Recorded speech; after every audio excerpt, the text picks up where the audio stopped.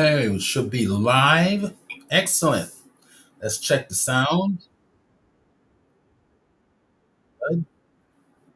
Testing. One, two, three. Excellent. All right. So I can mute the sound onto Twitch. Good morning, everybody. Good morning. All right. Everybody's slowly coming in today. It is beautiful in San Diego. Good morning. Good morning. Good morning. Hello, everybody. Come in the chat box. Say hello. Where are you from? So share where you're from, what the weather likes in your area. So please do share where you are from and what is the weather.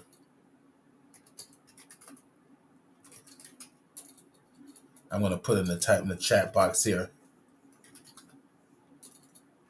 Welcome to the Blender 3D and the LightWave discussions. I'm typing here. Cool. There we go. And in San Diego, it is, what is it today? Let me check my forecast, which comes up immediately on my phone. 69 degrees in sunny San Diego, but it's overcast. It's going to burn off pretty quickly. Always does. Superfluous, or superfluous, or superfluous. LA. Let's see what you got. LA, 71 degrees. That's pretty good. LA can get about this time of year. It's usually like close to 100, 95 to 100 degrees.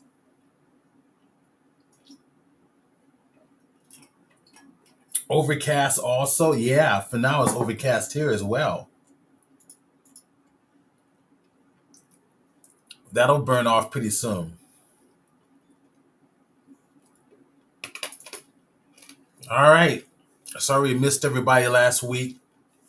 The past 2 weeks I've been doing presentations at the International Photography Exhibition at the San Diego County Fair. It's the largest in the United States.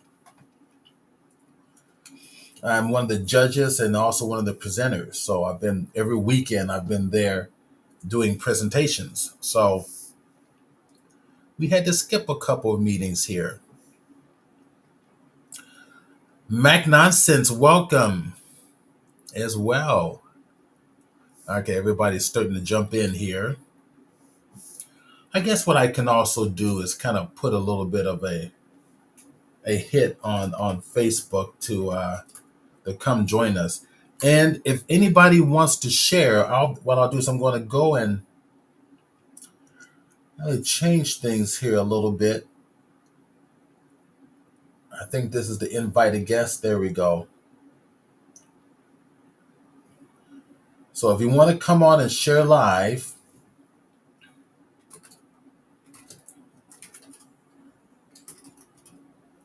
this is the link.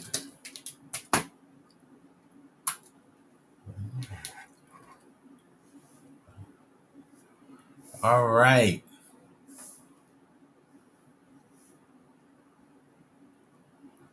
Let me go back to, there we go.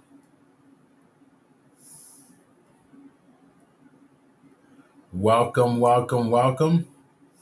So the new 3.5 is out. What am I in? I'm in the 4.5, not 3.5. The Blender 4.5 was released 2 days ago, and it's pretty interesting.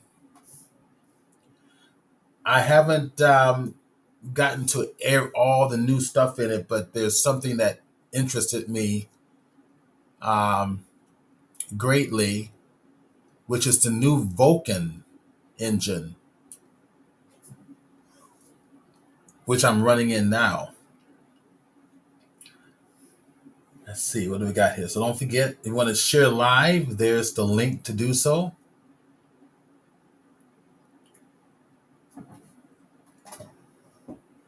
You're welcome to come on.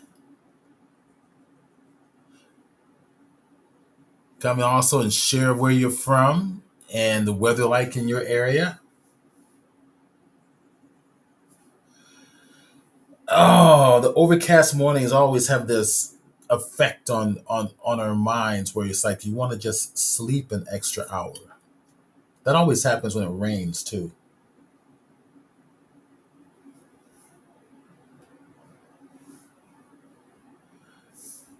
Cool. All right. So while everybody's jumping in here, I guess we'll go ahead and kind of get started. I got a couple of things I wanted to share. I was playing around with a little bit of 3D printing.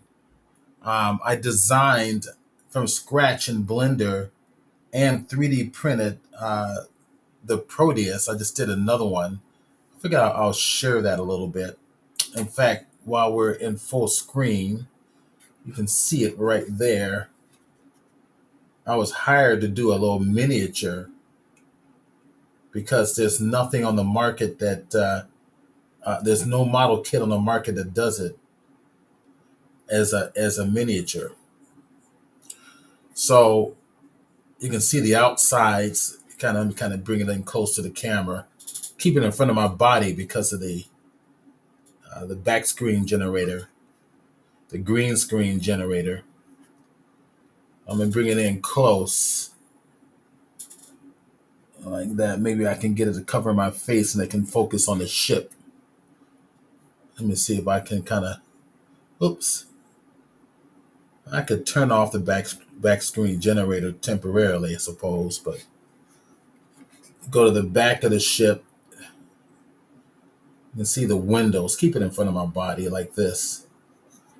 And then I can take off the lid.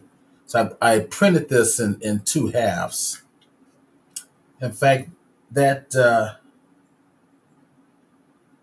background screen is annoying as hell. So let me just temporarily turn off the. There we go. So you get to see my messy office area. All right, there we go. So that I did all this in Blender.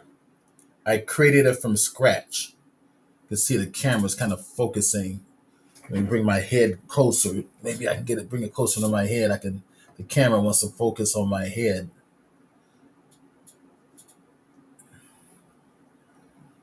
Um, let's see. Let me kind of take off the lid. I did this in two parts. Here,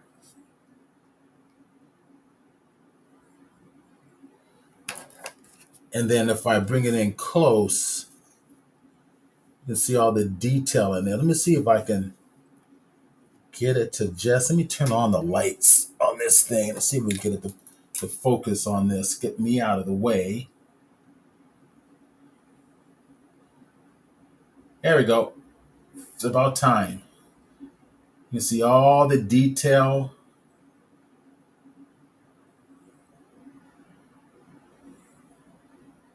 Isn't that cool?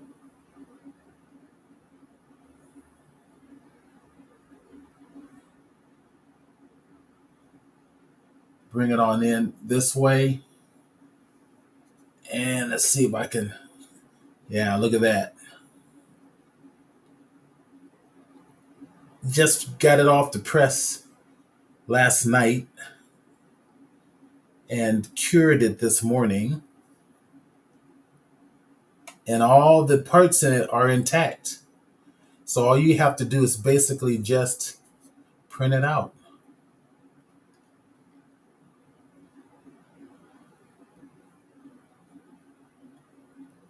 And you can see the rear area back there.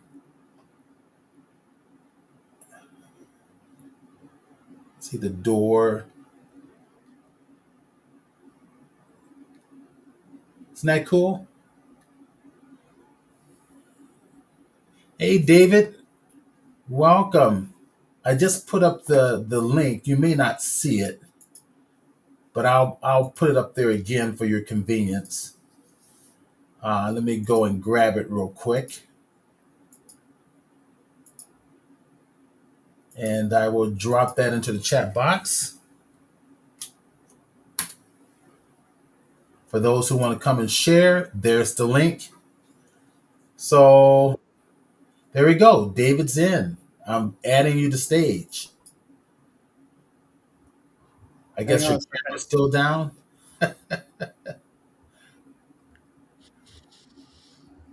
I'm not I'm hearing. up. It's just that I got to kill something in the process. There we go. Now I can hear you perfectly. Good morning. How you Oh, doing? there we go. Now Good I don't. morning. Now I'm not hearing you and me and everything over and over again. Oh man. That So looks great, Steve. yeah, I reprinted it again last night and yesterday. Tim is here. Hey Tim, welcome. Hey, how's it going, guys?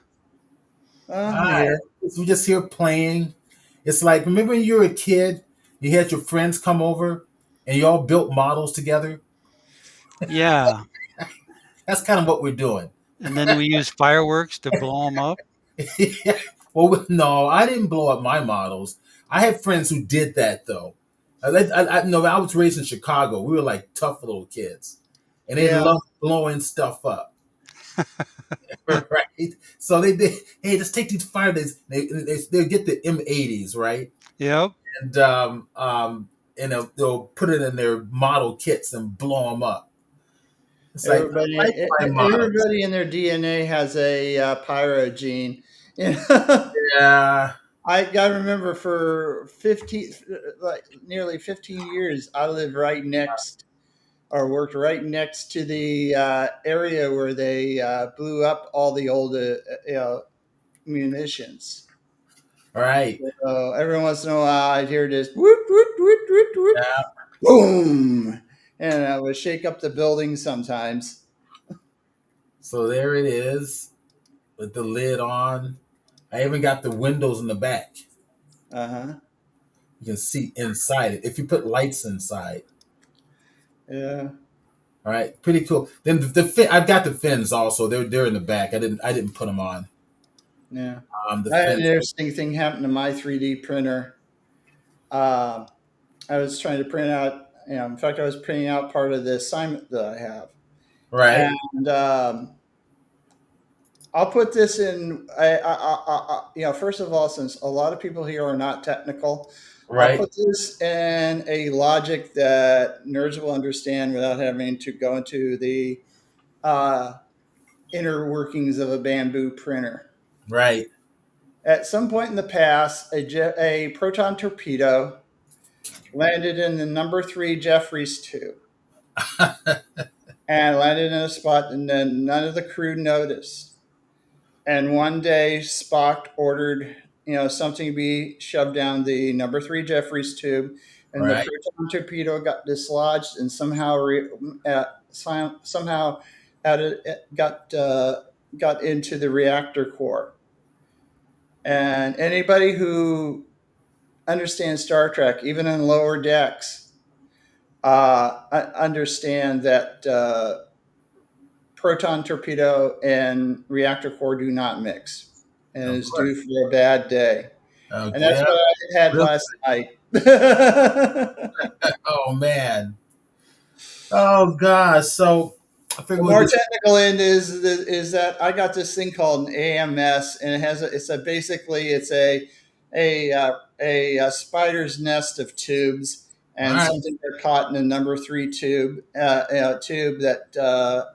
for the number three filament, and it got shoved by me putting this new filament that I got another Right. color that I have because I'm messing around with two or three colors, and it went straight to the hot end and somehow jammed up the extrusion gear. Ah, okay. So I had to take the head off. I had to take the extrusion gear off, and I'm looking at this thing, and I'm going, "Gosh, this is hard to move." And I go, and I push it a little harder and a little harder, and sure enough, a little chunk of plastic comes popping off the bottom of it. Ah, It was like about 3/4 of an inch. so That sounds like fun to me. Well, Not too much fun. what's interesting is diagnosis because, uh, well, there's going back to my Star Trek analogy again. One of my Right, favorite things is what Scotty said in Search for Spock. right.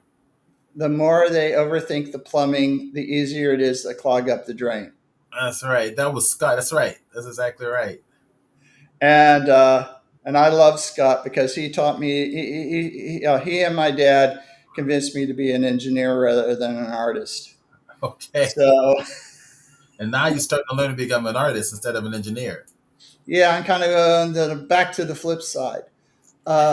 But yeah, you kind of have to go and the computer. In Bamboo, the computer tells you all this stuff that's going on. Right. Like, Exactly. oops, something's stuck.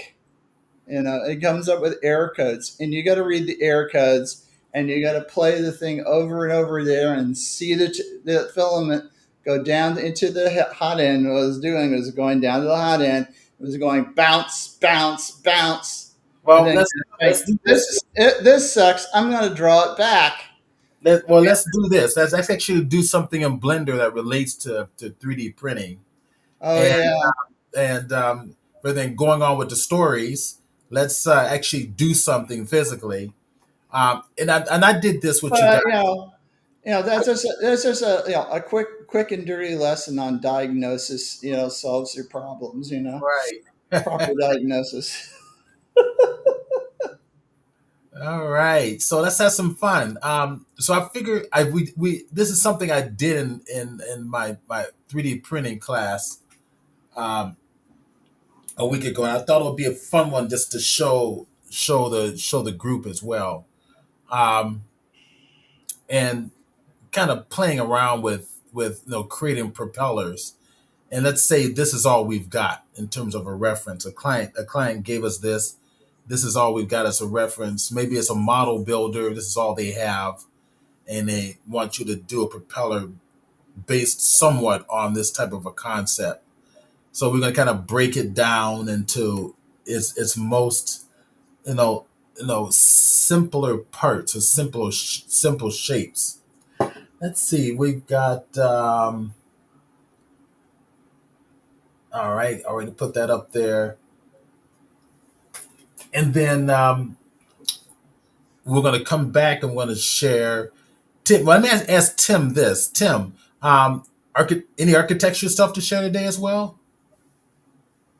Uh, Not architect, but I got just some uh, surfacing thing techniques Okay. that I can share. Okay. Cool. All right. So it's hang tight.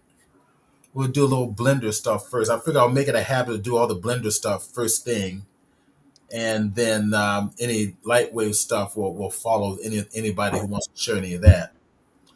Um, I'm getting used to the 2024 now, the LightWave 2024. So we'll have some examples of that coming soon from me. But usually, if anybody else wants to share, you're welcome to. So okay, here's the propeller. I brought this in. I dragged and dropped it right into orthographic view. I took the actual object. Let me kind of get out of edit mode here. I took the actual object and aligned it so that the center of it's going to come right through the world center here. You can see my 3D cursor is at the world center. And I'm looking at this and I want to think about what shape I'm going to, produce from this. So looking at the propeller, I'm looking at something that's going to be twisted. Um, and it's twisted from what? Well, it looks like it's going to be twisted from some rectangular shape. So if I break this down into its basic shapes, here, here, here, and then of course down to here. This is coming straight down to here, to there, right? We're talking about a cylinder or an eight-sided cylinder. All right, so a lot of my students have a tendency to want to look at the detail and they think they're supposed to use curves or something to kind of start producing this. And it's kind of like, no, no, just simple blocky shapes. Just one side, two side, three side, four side, all the way to eight-sided shape. And that's kind of what we're dealing with. And since this is being twisted, that means the thing is being twisted from is going to be basically an extension of this coming off here. Um, and if we remember, if you feel like you're doing too much work, chances are you probably are. Um, and that's why we're going to use a modifier to split this into quarters and only do one portion of it. All right. So, and then, and replicate it. You'll see. It'll be fun. All right. So we'll go to my eraser and just erase all that away. And we'll go back to the move tool. All right. So let's go ahead and bring in. So I've got everything set up already. And, guys, if any questions, just throw it in the chat box. Ask questions. I'll keep my eye on it. And David and Tim will make me aware of it. For some reason, I miss it. All right, so let's shift A. Let's go ahead and bring in a mesh. So let's see if my theory is correct. So go on the cylinder. It's going to give it to you right side up. Um, I want it 8 sides as I surmised. So there we go. I'm going to want to rotate this on the x-axis. So R key, hit the X, and then 90 degrees like that. Okay. It looks like I'm going to want to, let's kind of take a look. I'm going to go to my X-ray view. And I think I'm going to want to keep it the way it is. So let me bring it down in size. So hit the S key and bring it down. And if you take a look at that, it's getting close. I want this to line up with how I drew it. All right. So I think there's a 45-degree turn. So if we rotate this on our z-axis here. Well, before we do that, let's commit the resizing. So Control A, and let's go ahead and apply a rotation and scale. Boom. Now you see the orientation has changed now. So when we applied it, it reapplied it back to world orientation. Now we're going to rotate around the y-axis. Hit the 1 key on the numerical side of the keyboard. So at a 45-degree angle turn on the z-axis. So if I go to rotation, the z-axis. Oh, no, the y-axis. My fault. That was y-axis right there. And then hit 45 degrees. There we go. Not quite right. That's not quite 45 degrees. So what I'm going to do is this. I'm going to manually do it. So hit the R key. But before I do so, let me bring it down even lower like that. Yeah, that kind of is a tangent to the curve there. Now hit the R key and I'm going to rotate it like that. See the star is creating like a star shape. These 4 points, the highlights there coming off the edges, that's what I want. So basically I want to get to the point where, oops, let me kind of get that out of the way. Thank you. And that's the eraser tool. Let me go to my annotation tool. All right. I've got these points coming off. That's what I'm looking for. Kind of that those the potential to make those shapes off this little edge. All right, go back to my eraser, get rid of those, and let's go play. Um, Now I'm going to select it, Control A. Notice my orientation is different, right? Hit Control A, rotation and scale. Now that resets it back to world orientation. So everything's aligned properly. And let's go inside and have some fun here. So let's go into edit mode.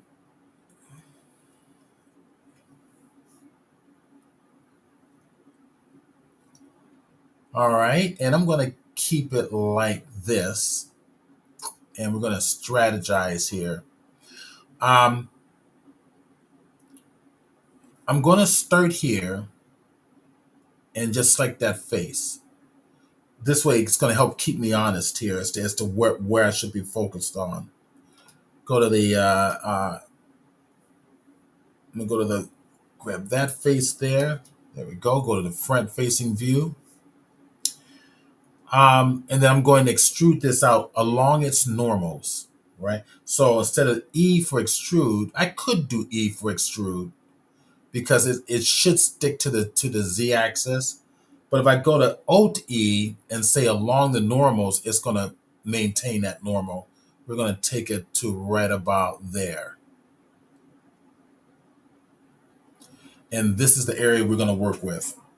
In fact, if I go to my scale and scale it along the X axis, so S key for scale, X key next, maintains the axis I'm going to scale it on. I'm going to go to something like that. I could make it thinner, I suppose. Let me undo it and scale along the X, and let's see if we can make it a little bit thinner. Yeah, that's good enough right about there. Okay, so at this point, let's delete the faces. Actually, I don't need to delete the faces. What I'm going to do is I'm going to select the front and the back face this way.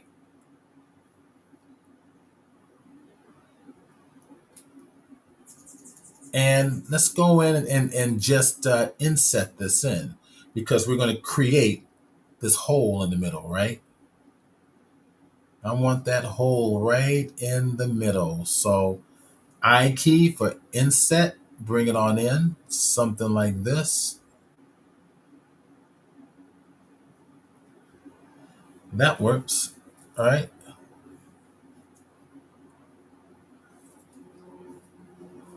And then from here, we're going to make the hole, and I'm going to kind of keep it in X-ray mode so you can see what's going to happen. And while I'm in edit mode, right click, grab the loop tools, and then click bridge. And that created my hole. So if you don't have loop tools handy, it's because you don't have it in your preferences. Go edit preferences and add on. So this is 4.5, released 2 days ago.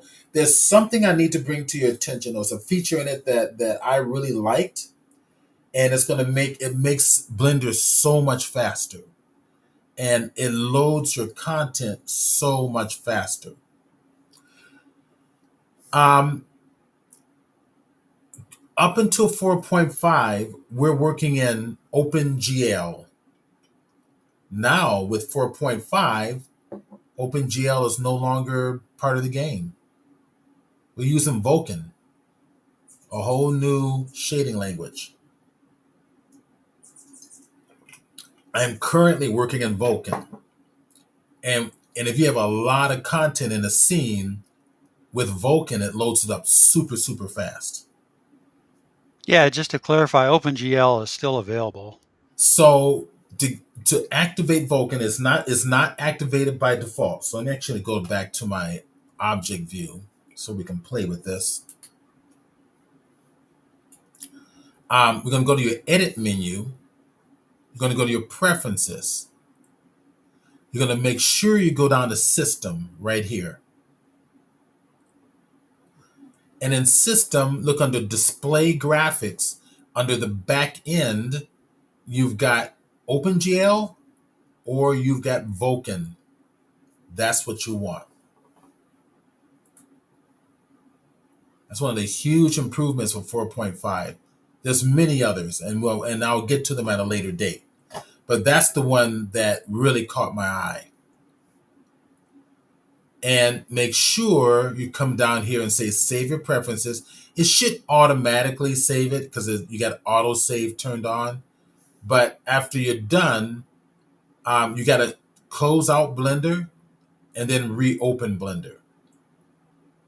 So when I opened up Blender from the get-go, it was already in Vulkan because I had already set it last night on my end. So there you go. So definitely have that turned on. And there's a lot of great videos you can find on the new features of 4.5 out there. And I'll have a tendency to cover those at a later date.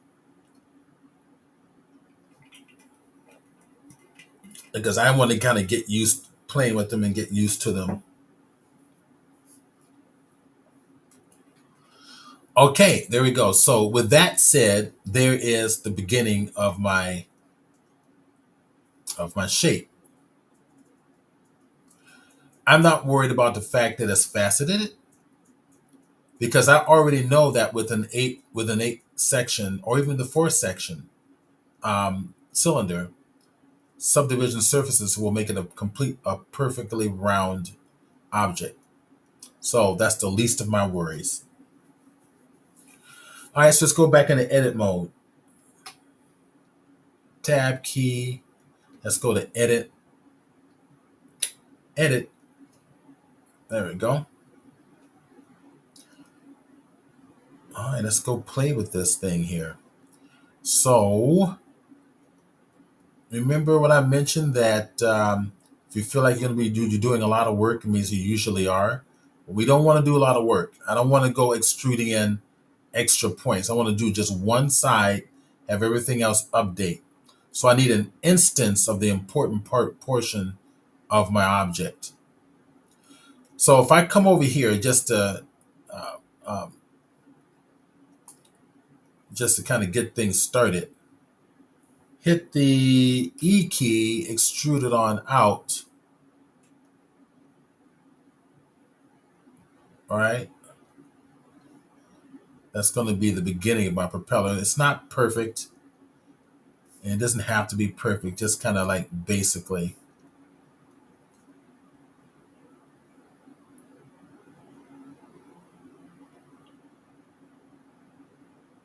Okay. So now let's break this up. I'm going to break this up into quarters. Let's go to my front view. Command or Control R. Double click that. I'm going to undo that one because I moved it accidentally. And I'm going to put my glasses on too when I'm thinking about it. In here, let me maximize that. There you go. That way you can see it easier. So Control R for slicing. All right. Double click. So as you can see here, we got an edge loop all the way across. Okay. So now go back to the front facing view. Control R, double click. Control R, come this way, double click. And Control R this way, double click. So it's a little bit off, huh? A little bit off. Okay, so if I go to my X-ray view, we can see here that's a little bit off. So let's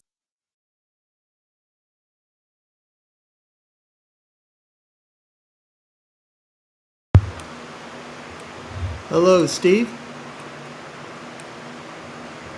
Are you? He must have went away. Are you there, David? Yeah, I'm here. Yeah. So what happened to him? I don't know. The proton torpedo hit the reactor core. Apparently, I'm Everything gonna. went boom.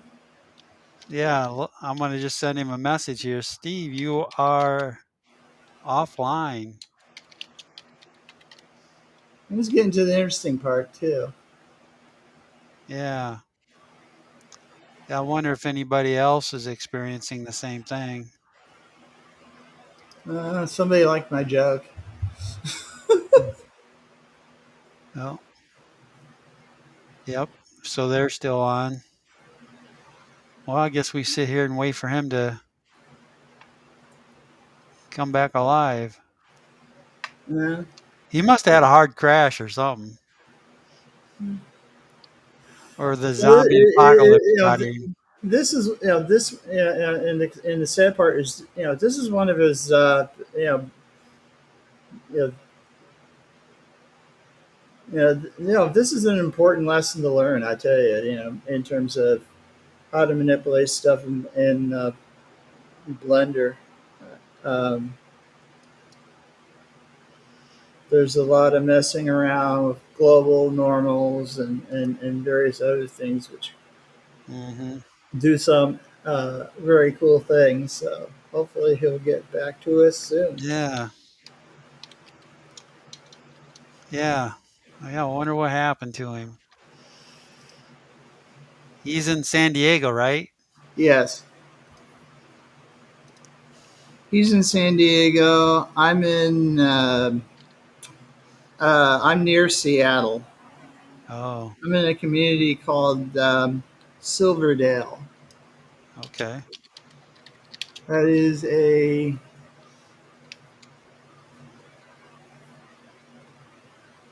little unincorporated area in Kitsap County. Mm.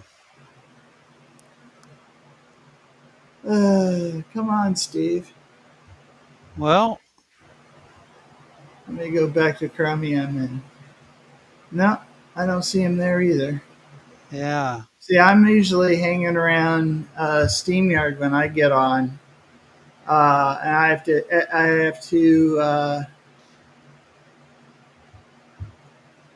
I have to mute Twitch,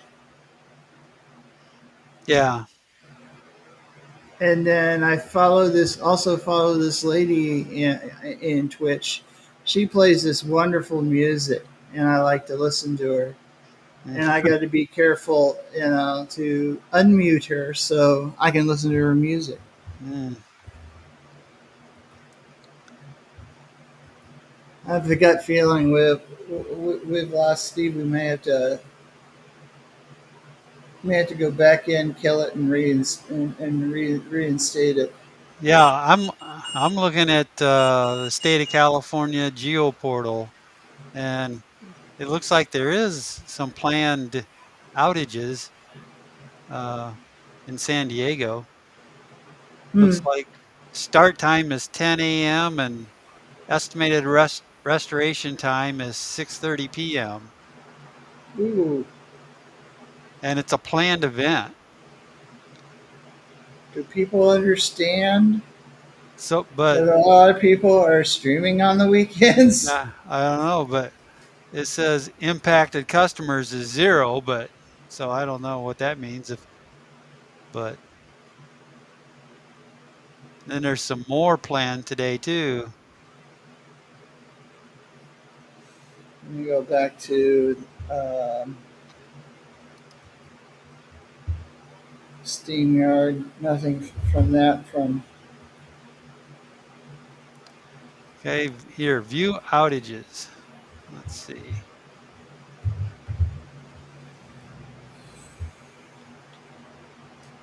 Outage center. Well, I don't see anything. Yeah, I can't imagine. Yeah, we'll just give him a few more minutes here and see if. Well, according to the chat, it's just you and me, pal. Yeah. Well, let's see. Ace Hoffman's still hanging around. I don't know if these I, other guys are still hanging around or not. it broke.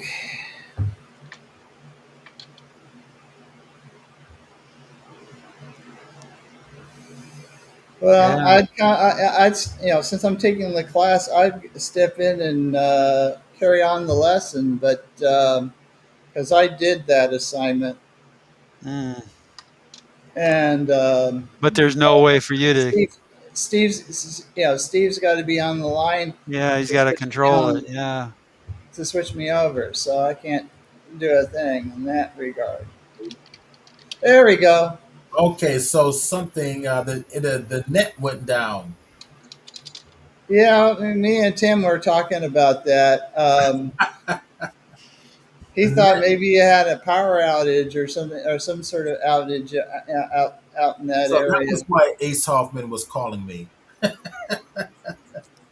Okay, let me go to my presentations. Let me see. Let me find. Tell me exactly where I went out.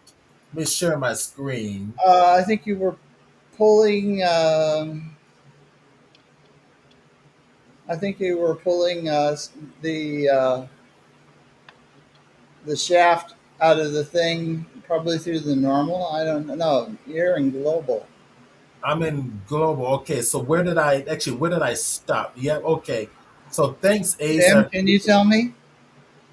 Where did I stop? Where did I stop, guys? Even on Twitch, tell me where did I stop? Where did it go out?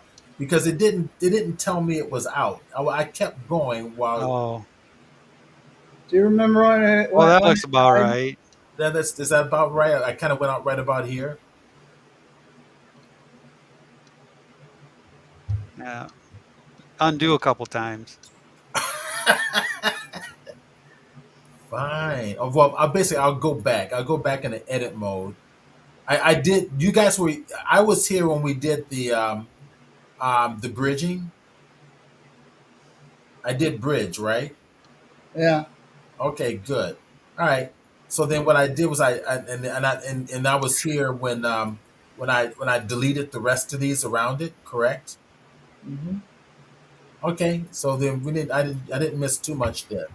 I'm trying to remember. I'm trying to remember this thing because I was doing two things at once, which I Yeah, often that's do. what you get for not paying attention, right? I paid attention in class 3, huh? I know, I know. That to me is what counts. All right. So okay, all right, let me go let me continue on. All right, so I'm gonna go back into edit mode, object edit mode. Okay, so what I remember doing, where I could have lost you at is Oops. see, that's David Glenn in person. Dave, I'm gonna mute your mics. I hear your keyboard going. Um, Cool. All right, I'm gonna mute this mic temporarily. All right, so what I did was I aligned the edges. If you lost me here, then I'll do it again. I just selected the edges, flattened it out along the x-axis. So hit the S key X0 to flatten it out. Then I went over, hit the N key for numerics to the item to make sure that this was flattened out properly on the global view um, along the world axis. All right, so it's aligned it just to make my job easier. I did the same thing for these edges on the bottom. I wanted it flattened out, so I used the scale S key Z and then 0 to flatten it out. And then I made sure that along the global option, it was sitting on 0, which it is. So this is where I think I lost you right about there. All right, so that's kind of go on. So that now I'm going to go get back to X-ray mode, go to N key to get rid of that. My numerics panel, hit the 1 key for the front facing view, and we're going to add a modifier. So Tab object view. Now, I think what I started to do was talk about modifiers being added to your quick menu, right? So for me, I hit the Q key and modifiers are right there. I can click on it and then access my modifiers very quickly. I just find that Q key to be very, very helpful. So I've got, you can see a bunch of things I have up here: rigid bodies, quick effects, extras for other little stuff I like to play with, importing, exporting STLs, FBXs, all that stuff. It's up to you. Go into cloth mode on an object. It's up to you. Um, so I'm gonna go to the way you add a modifier is you let your cursor hover over any of your buttons or menus, right click, and simply click add to quick favorites. Now mine says remove because it's already added. So I don't need to do anything. So I'm going to go ahead and play. Q key, add modifier, and I'm going to go to generate and I'm going to select mirror. Automatically, you can see it mirroring on the x axis. All right. So it's mirrored on the x axis. I also want to mirror this on the y axis. So come over here, actually, not the y axis, but the z axis. So I'm going to go over to the Z and click it, and there we go. Okay, there's our propeller, or the beginnings of our propeller. So all I need to do now is just work on one, and they're all going to be edited. So let's go do that now. Tab key, edit mode. I want to keep it as simple as possible. All right. Command R. So I want to make the big fan part, right? So I'm going to kind of fan it out like so. I'm going to give it enough in there to work with. That's good enough. I don't want too many. No, less is more. All right, less is more. I don't want too many. And I think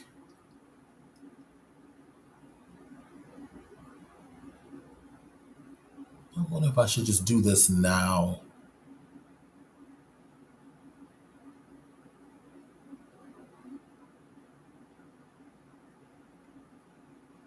Yeah, maybe I'll do that. Pull it on out. All right, so here, I'll do this now. So Command R, three of those this way, like so. That's going to give me enough geometry to pull a shape out of this. All right, so now it's just going to be being creative here. I'm going to just grab one edge. So number 2 key on the keyboard, edge editing mode. I'm going to grab just one of these points. And what I'm going to do now is I'm going to get proportional editing. And that's right up here. Or hit the O key on the keyboard. If I drop this down, you get to see these different shapes. Maybe I'll go with this spheroid shape, right? So if I go to the side and hit the G key and then adjust my cursor,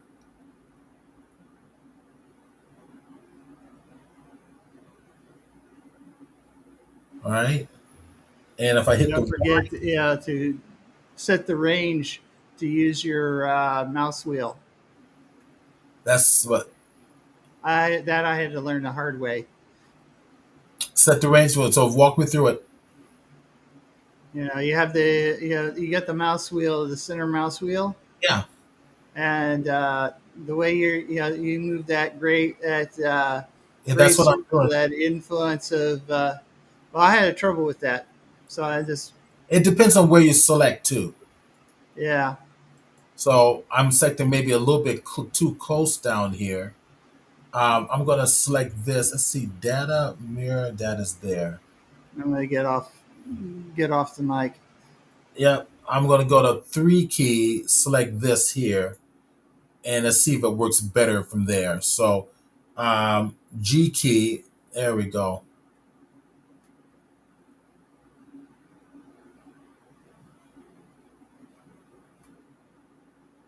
Pull this out a little bit. It's going to be a little bit of distortion. I'm going to bring it a little bit right about there. All right. Now I'm going to come back to here. And let's see if I double click on this here. I don't want it to select that loop, but go this way here. That's what I'm interested in.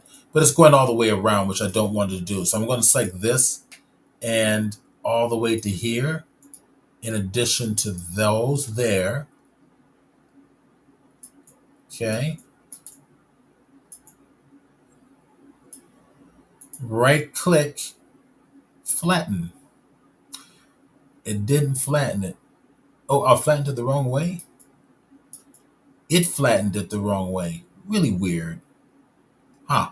Fine. We'll do it our way then. We'll go tell it to flatten on the x-axis. So we'll get the scale x. Oh, that's why it's silly me. That's why it didn't flatten the right way. Let's try this. Take off proportional editing. Now to flatten. Let me see if I go the loop tool to see if it'll do it now. Nope, still not doing it that way. So more than one way to skin a cat. So flatten it along the x-axis. So scale. Hey, Y. Steve, What's up? are you supposed to be in normal mode? Or have the setting instead of global go to normal? No. Oh, okay. Never mind. I'm on mute now. All right. So I'm gonna go grab. I'll go grab these edges here. Now I can do stuff like this too. I can go to my scale, all right, and I can move things around like that to kind of help. Maybe selecting that whole loop and just kind of clean it up a little bit. Just clean it up. All right, this will be fine just for this. All right, so I'm gonna come back, and I think this time I'm gonna go grab this edge here. And I'm going to also let's kind of go to the side here.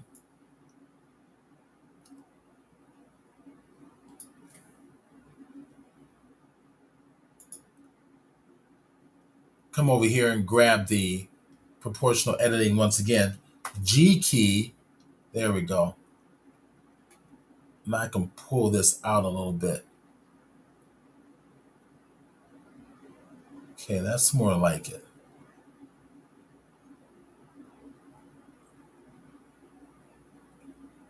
I'm not worried about the fact that it's not smooth enough all through here. I know that I can come in here and play with the, some of the, now the reason it's doing that is because I didn't take off proportional editing, and that's something you got to remember to do. So I say I like this correct.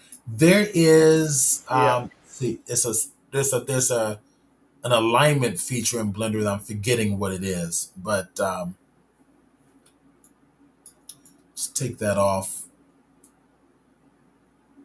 and take that off there and just do it that way. There we go.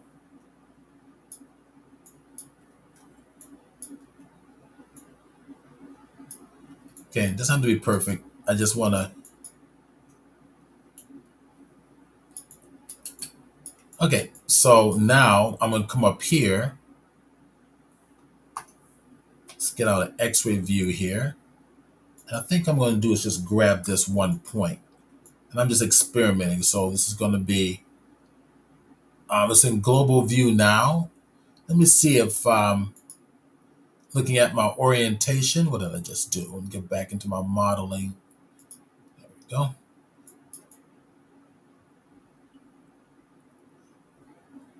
All right, looking at my orientation, it's a little bit off. So if I go to local view, not working, normal view, that works. See? Switching that. So then if I go to G key, and I'm gonna hit the O key for proportional editing, G, and then Z, the restricted, right?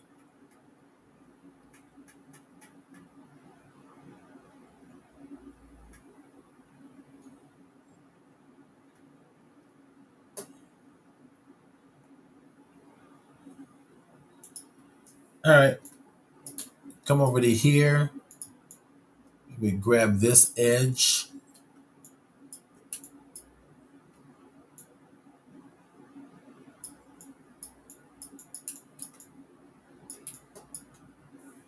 point editing mode. Maybe grab these points and just pull it on out. And again, you can see everything moving because you got to turn off proportional editing.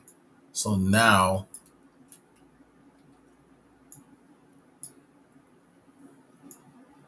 make sure I'm going to get everything in here properly. It's being really tough today.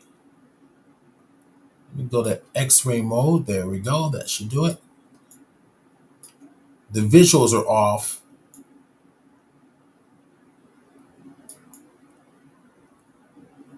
Oh, that's fine. This will do fine.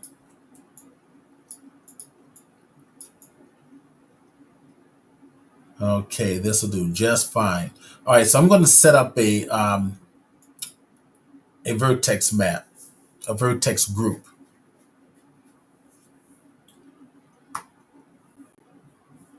I'm going to rotate it in X-ray mode in such a way so I can select the objects that I want to be affected by this next move.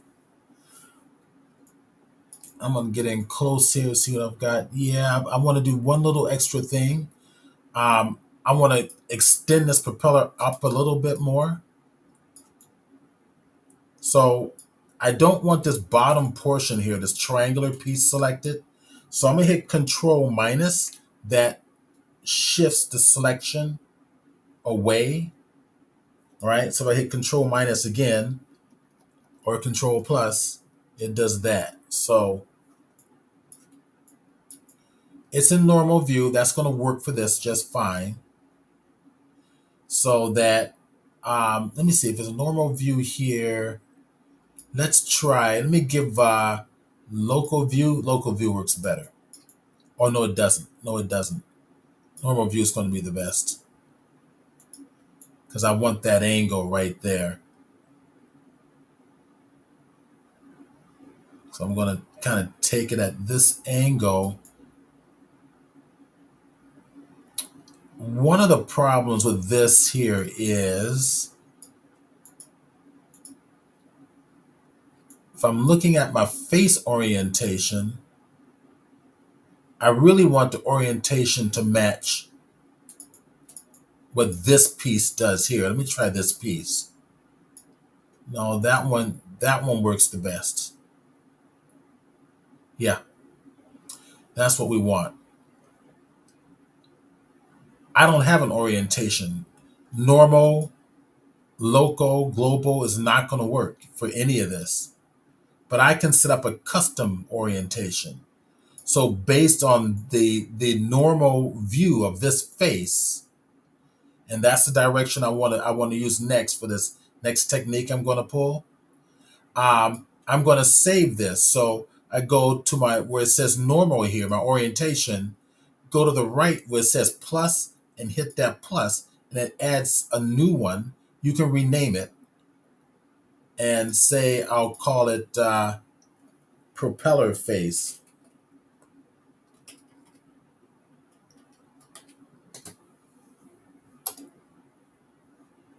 Okay, and that's my new orientation.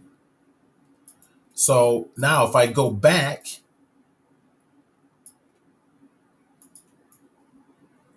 let's go select all these up here.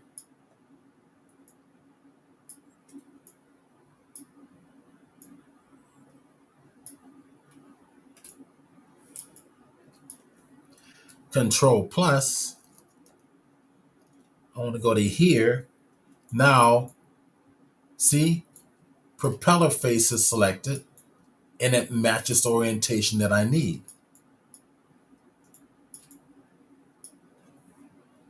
E key, and I want to match. Hold on a second before I do this. E key and X. So E key for extrude, X for the orientation. See, it matches it. I just wanted to bring it up just slightly, and then push it back just a little bit like this. Yeah.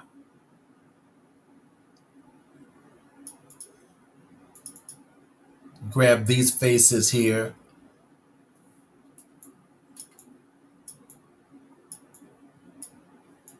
I think I'll just grab that one face and do a proportional editing. G key. There we go. Yes, to bring that out. Okay. Take this edge and just bring it out a little bit. Once again, turn off proportional editing just to do a little cleanup. That's about all I need. Because subdivision surfaces is going to take care of most of it anyway. Okay, that can work. Okay, so now let's go get our I wanted to create my vertex point. So I'm in X-ray mode. I'm going to select all this right about there. In fact, I'm going to bring it up one.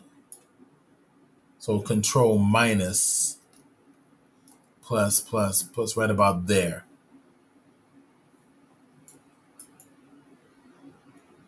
Something tells me to go down one.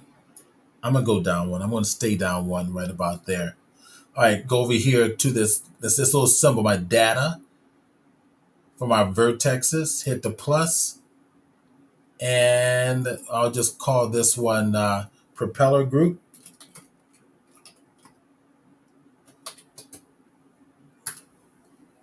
And then I hit the assign. So if I deselect it, select it, deselect, okay, that's good.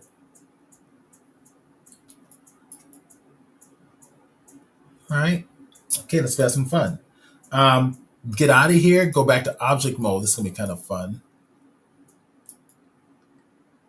And we're going to add another modifier, but we're going to add a distortion. So Q key on the keyboard, add the modifier.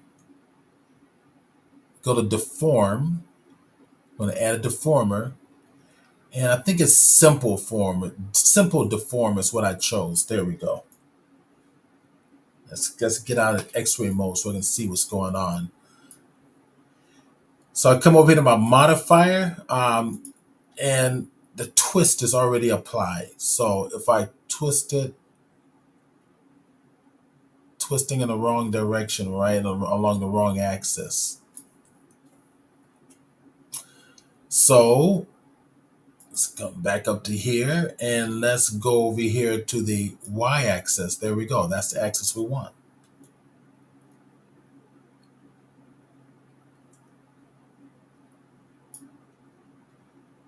And if I bring it around,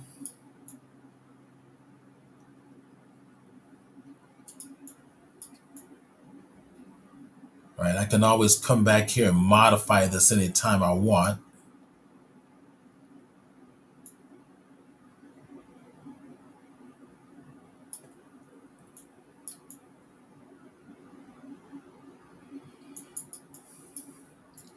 And I can use a variety of tools to do it. I think I will actually. I'm going to come over here to tab key and go scoped mode. And I'm going to use my sculpting tools to assist me. So I want the tools that are basically going to, that elastic grab I think will work perfect for this. I'm using a Wacom stylus, and F key in your keyboard resizes it. I'm going to set that for my Wacom stylus. Let's see if I can get this to work here. Let's go over here to Wacom properties right there. Let's go over to the blender. Have it, and now this is 4.4. So is there? I'm going to assume that's the same thing, but I'm going to Let me hit the plus. And there's Blender 4.5 right there. So it's not the same thing. I'm going to click it. There. All right. Right click. That's good. I'll set the middle one for something later. The top one, I'm going to go to keyboard, keystroke, hit the F key on the keyboard, name this one brush resize,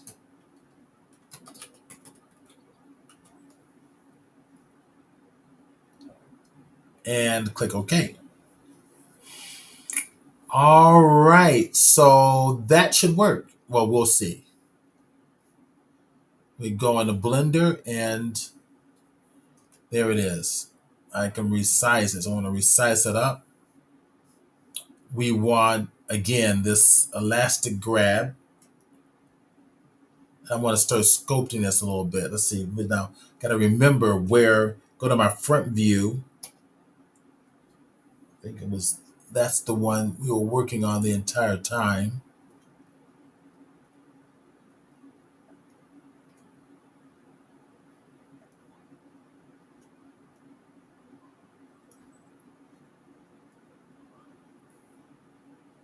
Let's see if I can get this to come out. I'm going to have to add some subdivision surfaces on this first. It might be wise to do that.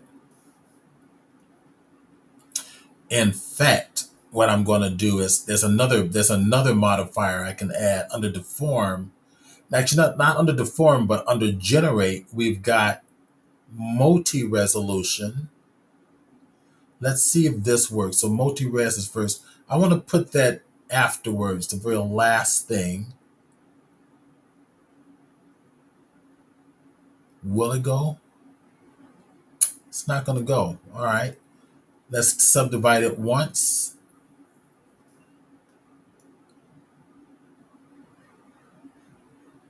That's very interesting. I'm getting some different results here. Twice, levels of view, there, and there.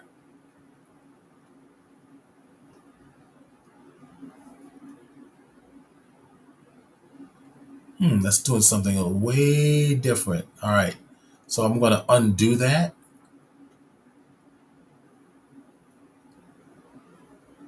And I'm going to go to subdivision surfaces there.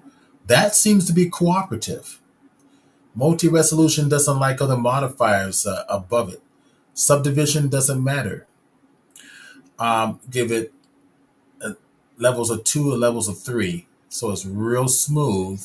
And I can come in here and play with this. So, see?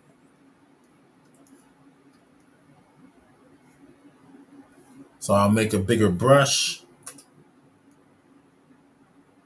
Kind of pull it on out.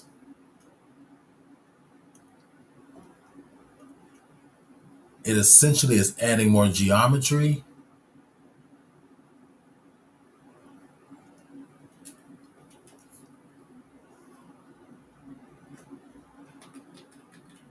I got a little overzealous in here.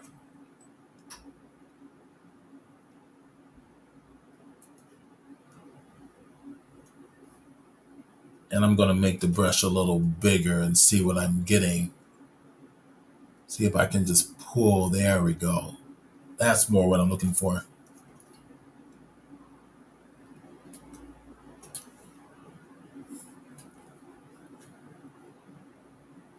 I'm going to bring this down smaller. Hold the shift key down. Smooth things out. I did it too much there. I may bring the strength down a little bit. In fact, click that one for the strength to use my Wacom Stylus pressure sensitivity. If I press light, and I can also use a combination of the two if I still figure it's a little bit too much. Too much.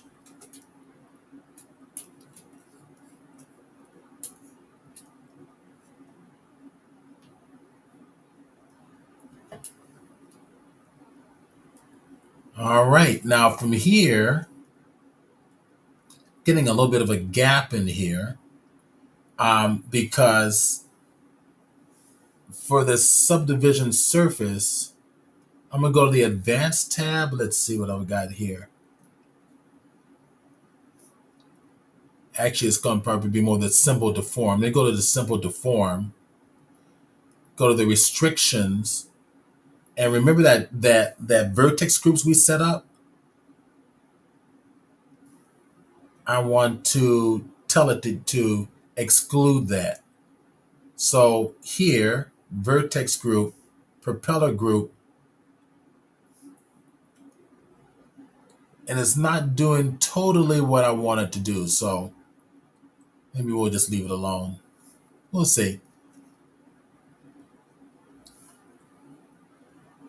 It's being really definitive in this case, so I might want to just kind of leave it alone here. And then we can just modify the edges here by bringing them in closer. Again, we can turn off these modifiers. Let me go over here and just, better yet, let's just go inside the edit mode. There we go. All right, we can play with these edges, bringing them closer. So let's go to the edges here. And let me see, get out of propeller face. Let me go to local mode. There we go. And of course, we can do something there. We can manually connect it.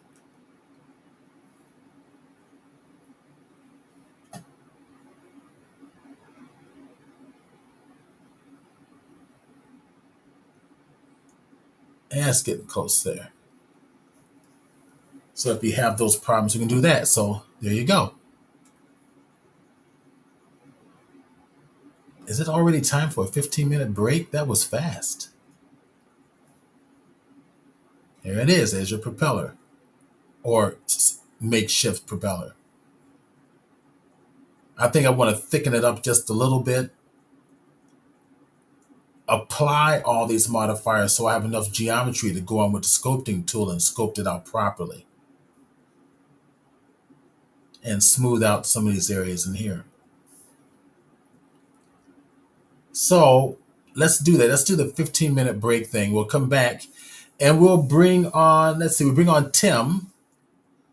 And then, and if Dave wants to share anything, we'll bring on Dave.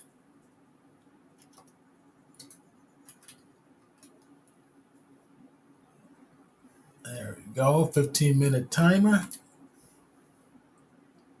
And what I'll do is I'll mute myself temporarily and camera as well temporarily. Let me stop that, bring this on back. All right, 15 minutes, and we start now.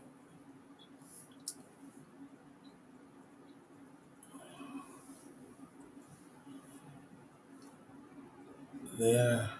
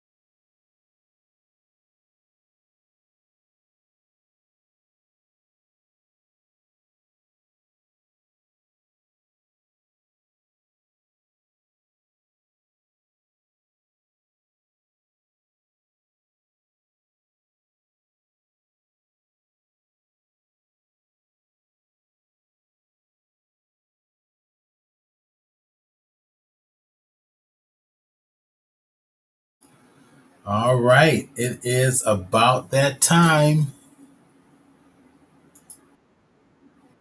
It is. It is that time. So let's see. Tim, you're there.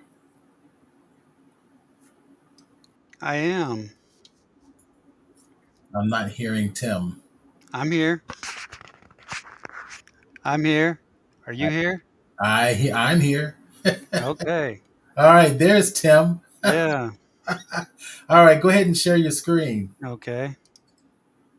And I will stop sharing my screen.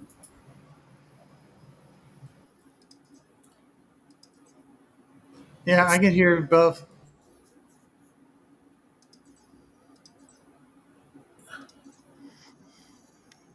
Okay. I'm There we sharing. go. I'm adding it to stage now. It is Okay. there live. Okay. Are you still there? Sounds like you cut out.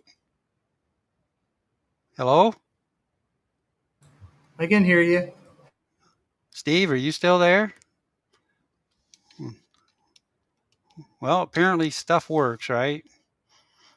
Yeah, Okay. So I guess I'll carry on. Doesn't look like the carry screen. on with your I'm demo. Here's here. Steve.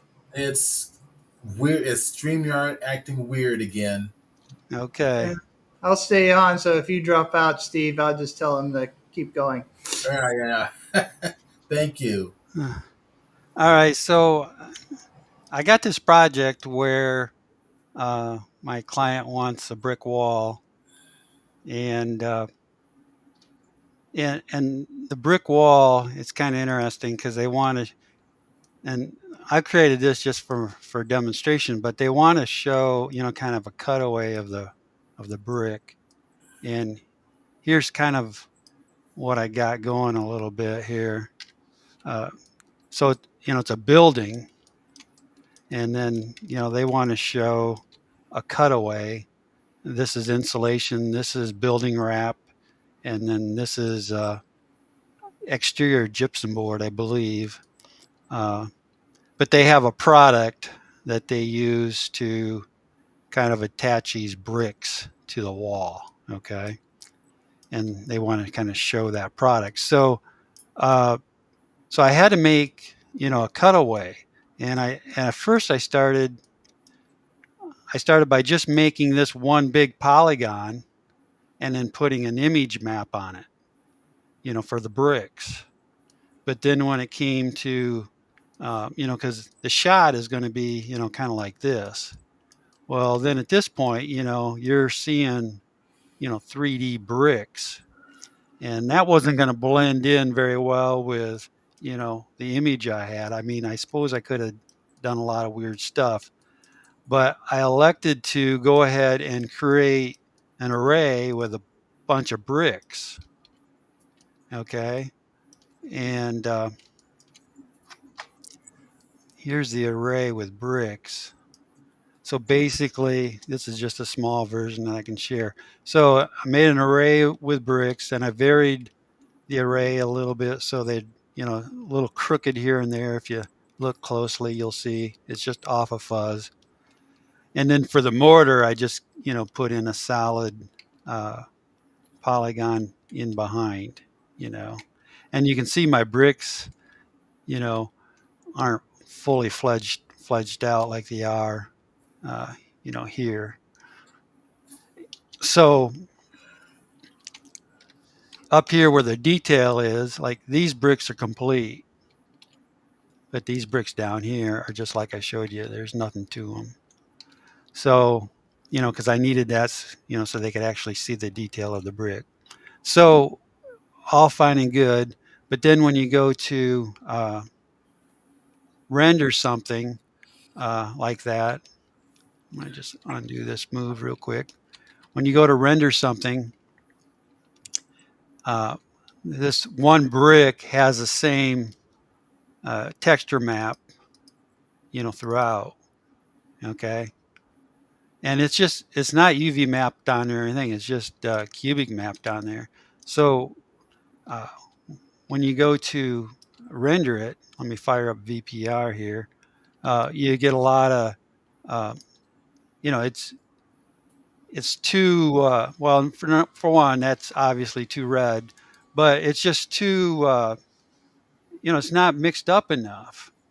So what I wanted to do, I wanted to mix it up so each brick, had a little variance in its color, and so it wasn't all the same. So what I did, let me get rid of this thing. So what I did is I created a node tree that would uh, take a look at each brick and treat it kind of separately, even though it's just uh, one material. They're all basically the same.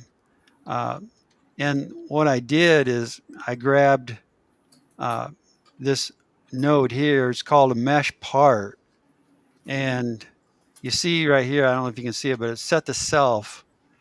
There is an object input, but uh, it it defaults to be self. So in other words, it's looking at each one of these uh,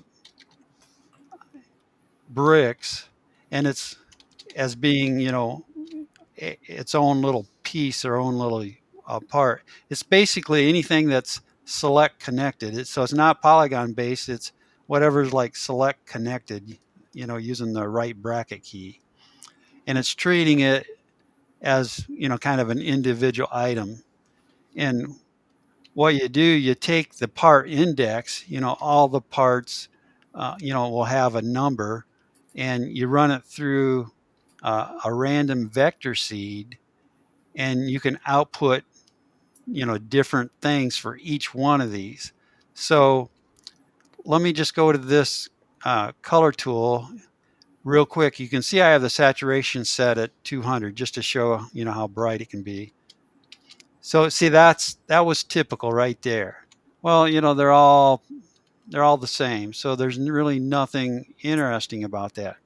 But what we can do is with each part being kind of its own individual, we can run a random scalar through it, and we can verify or we can uh, make a variable and change the hue, saturation, and brightness of each one of these bricks randomly.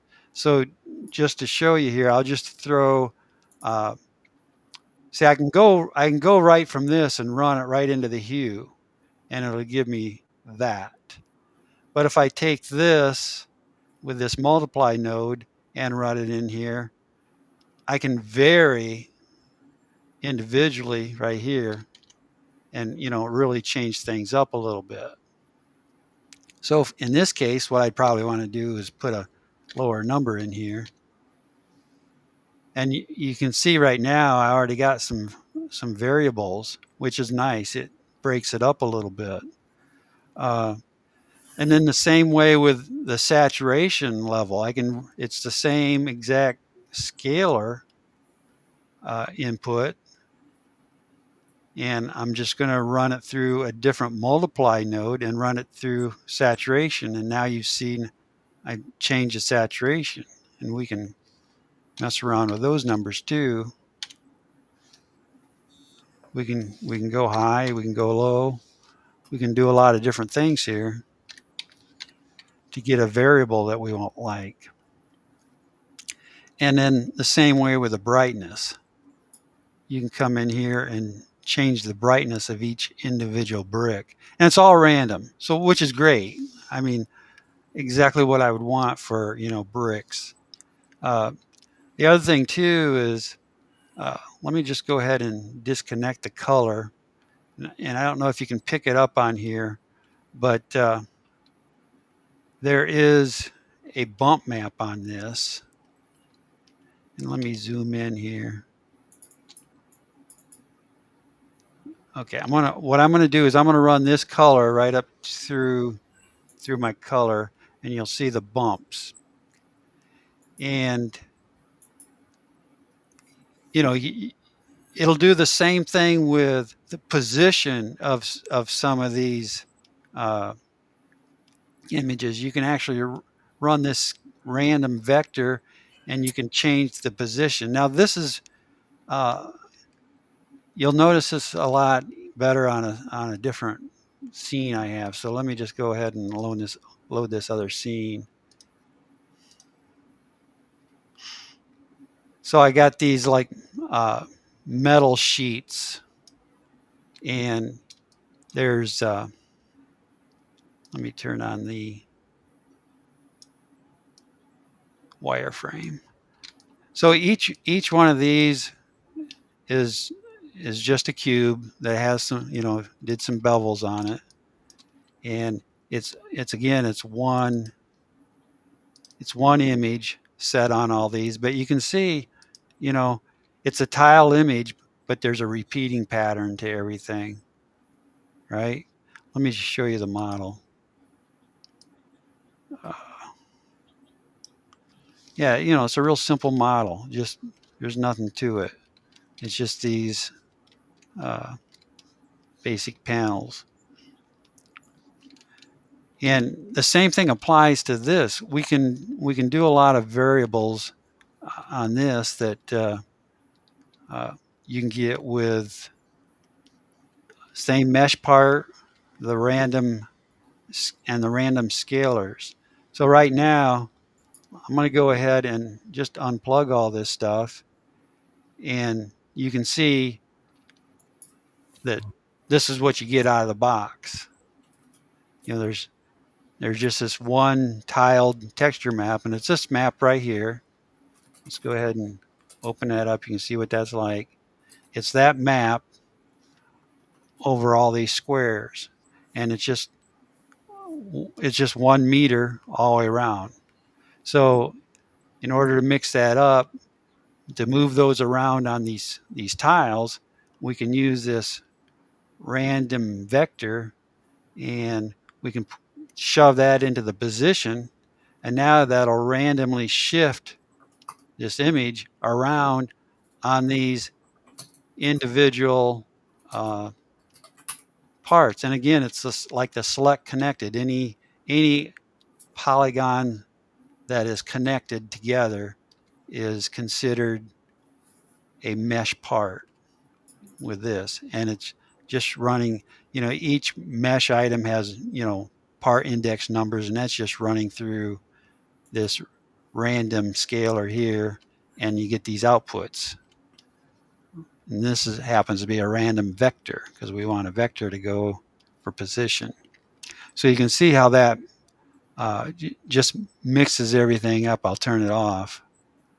See, now it's just one big piece that's tiled over all those panels. And now this here will mix it up. It makes for, uh, makes, you always see patterns, and, I don't need a UV map or anything like that. I can just, you know, throw that on there, and it's almost as if it was UV mapped. And, I moved each UV island around to basically move things around. Uh, And so then the same thing applies here.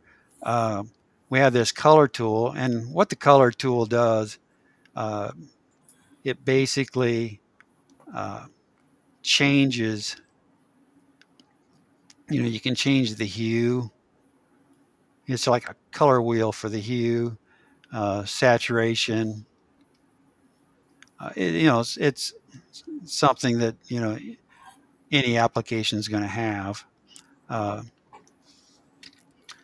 but in our case here, uh, what we're going to do is we're going to simply again run these little modifiers through here to kind of shift. Each one is going to be just slightly different than the other. And again, you can play with this you know, to get what you want. Uh, each one is just slightly a little different. Just kind of mixes things up a little bit. Same way with the saturation of each. Uh, you, you can go high, go low, whatever. It gives it a sense that there's some differences in the panels instead of all being the same. And same way the brightness. Now in this, the brightness isn't actually that great. It's not very effective, so you would just turn that off. Uh, but yeah, it really brings a lot of variability to surfacing without doing a lot of UV mapping and things like that. And what you want to do is, like for instance here, uh, we have a bump map image of this. So you would want to run this vector that we've run into the position here, you run it into here so they're both the same. So there it's a complete copy of what we have applied. If I disconnect that, and you can see that uh, it moves things around accordingly. So that's a nice thing about nodes is you can pipe things into multiple areas and kind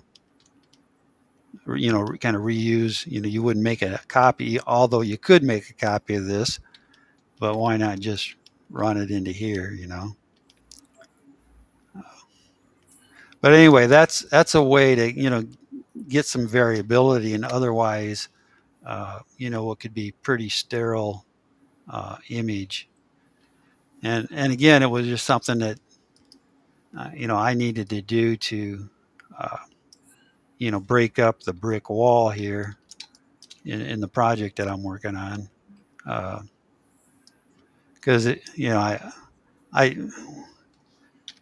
threw it in I threw this in LightWave or layout real quick and just, okay, what's this look like? And everything was looking the same. It's like, oh crap, I gotta do something to fix that.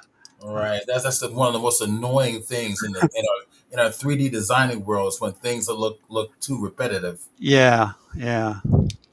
So that's basically, and I'm sure the same thing can, all this same stuff applies, to probably every package out there. This is certainly not LightWave exclusive, but uh, in LightWave, this is how you accomplish that. Now, in a previous one, um, I actually did something very similar where it was an animation where the bricks, uh, well, I can probably find it here, where the bricks, were animated and grew on the side of the wall. And for that, I used the full model. I did not use the half models that you're seeing being used here.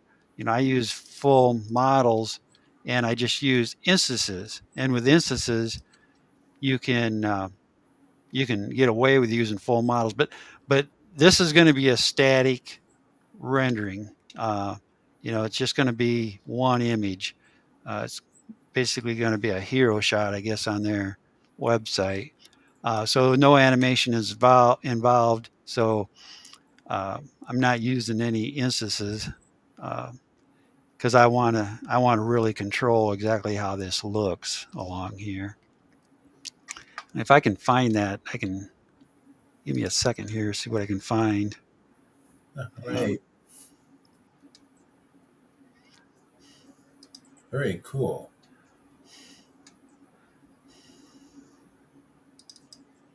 okay, yeah, here it is right here. This is just a rough draft. This is what I sent to him to kind of show him what it might look like. That's why it's all fuzzy and everything. Uh, so yeah, these bricks were all instanced, but then I used the same technique to, you know, give the variability of the colors because it always looks bad when they're all the same. Uh, yeah, so this would been a preview that I would have shot out of the VPR and just made a quick preview. And that's just how I communicate with the clients. I'll send them something quick like this so they can kind of get an idea for what it looks like before I, go ahead and render it out. Uh, but like I said, the project I'm working on for them now, this is the same type of thing. They just want to show, a static image of this, and uh, the other corner the other corner over here is going to be similar, but it's going to show a different product. Uh, and that product isn't, it's not to hold the bricks in place, it's to hold metal cladding to the side of the building. And then there's also another product that they want me to show for the roof. Uh, so I'm kind of, man, you got to learn how to, number one, how are these buildings made? What kind of materials are used? It's, you know, I'm getting a little training on, construction, so, something that never had to deal with before. Uh, but let me start this here and maybe I can pause it. But yeah, what happens is this product right here, uh, goes into the stud, and then they can mortar right over the top of this and lay their brick in place. And then this is what holds the brick up against the wall. There's like a 1.5 inch gap, air gap between the brick and the insulation. And this right here is rubberized gasket, so it keeps water and airflow out. And then this right here is kind of a semi-permeable plastic that will drive into this gypsum material and create a watertight, uh, connection. So there's no air filtration or air and water filtration, and then of course water filtration if water happens to get behind, here. Uh, and then this being plastic, when the brick heats up, which it will, in the hot of the day, the sun, and this being metal, it's going to want to transfer that heat, you know, into the screw in that, and that's why this is a kind of a plastic type material that, an insulated plastic that keeps that heat, it stops it right there. In other words, you won't transfer into the building. Uh, but that's what that's all about. So anyway, that's how I kind of, you know, change up, vary the colors, and of the brick and anything else. And I've used it for wood, too. You can like in if you have a like a set of a 4 drawer chest or 5 drawer chest or 6 drawer chest, uh, you can vary the placement, of the wood with just something simple like this, so it doesn't look, you know, and that doesn't vary the color. It just varies. You just use this random vector on a position, and it varies the position of the wood, so you don't have, uh, the drawer is should never, the wood pattern is never going to line up to the other wood on the furniture. Now it might on super high end expensive furniture that's, thousands and thousands of dollars, but it won't on any mass produced product. Uh, you know, so that's good for that. So anytime you want to shift stuff around on multiple pieces, uh, to vary things, this is what I would recommend. And then the same would apply for uh, instances. Although you wouldn't use that mesh part, you'd use an instant ID, and that would treat each instant as its own little separate thing as well. Accomplishes the same exact thing. So you can see that, I'm going to have, it's going to be copacetic, from this project to, this project here in the brick and the way it looks, which is probably a good thing for them. But anyway, That's my story, and I'm sticking to it, Steve. Very cool. Yeah, very cool. I don't know if there's any questions or. Are there any questions? Let's see. I'm not seeing anything in the chat box. Does anybody have questions out there? Doesn't look like it. I guess everybody knows all this stuff. So. Well, not necessarily. It's just that sometimes people just get quiet and they're watching it and Yeah. enjoying it, but they don't. And then they're going to go back and watch the video. Yeah. Yeah.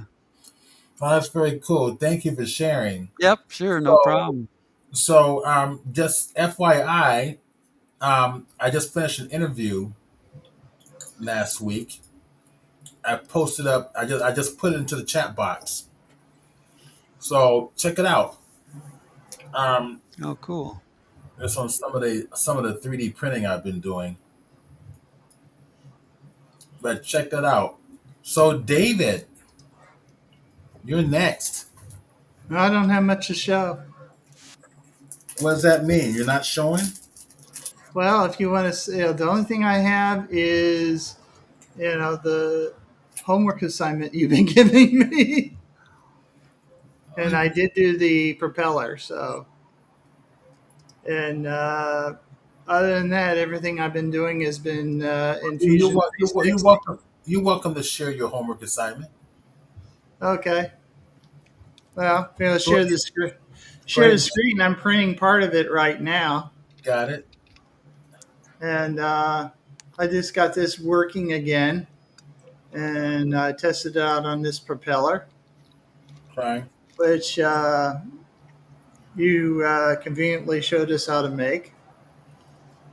Early both in the class and earlier in the meeting. Um,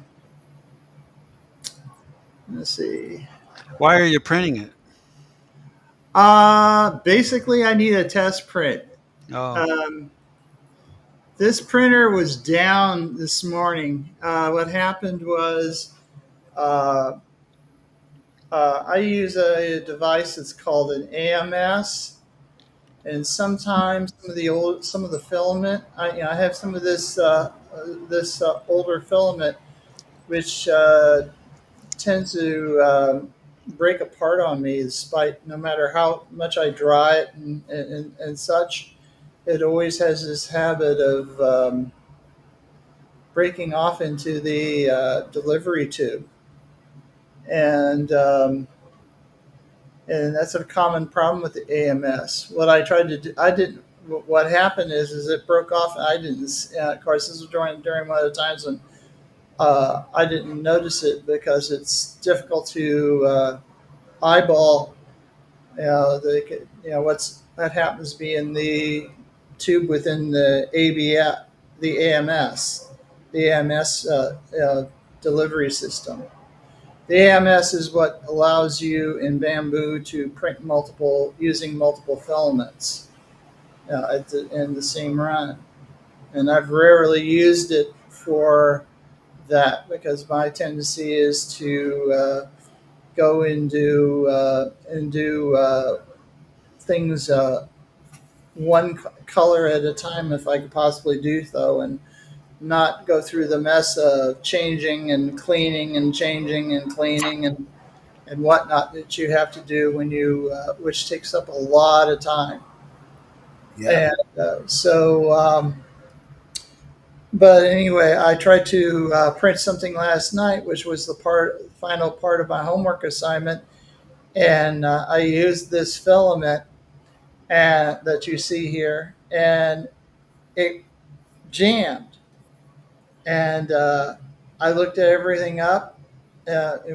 Usually, when stuff like that, it turned out that a chunk of the black filament had broken off the ABS, courtesy of the other filament that I was shoving, trying to shove to the printhead, gotten into the printhead, locked itself, got lost in the extrusion gear of the printhead, and I had to take the printhead completely apart and find this chunk of plastic. and So, remove. so you saying the plastic was hidden somewhere in a delivery system in a hot end area? Yeah, it was actually in the hot air in the extruder. Wow. It was. Well, now, why didn't it melt? It didn't melt. That was the thing. It broke. It got brittle. The actual filament piece. Yeah, from probably months ago was stuck in the. It's probably stuck in the section that cools down quickly. Well, it was stuck in the AMS.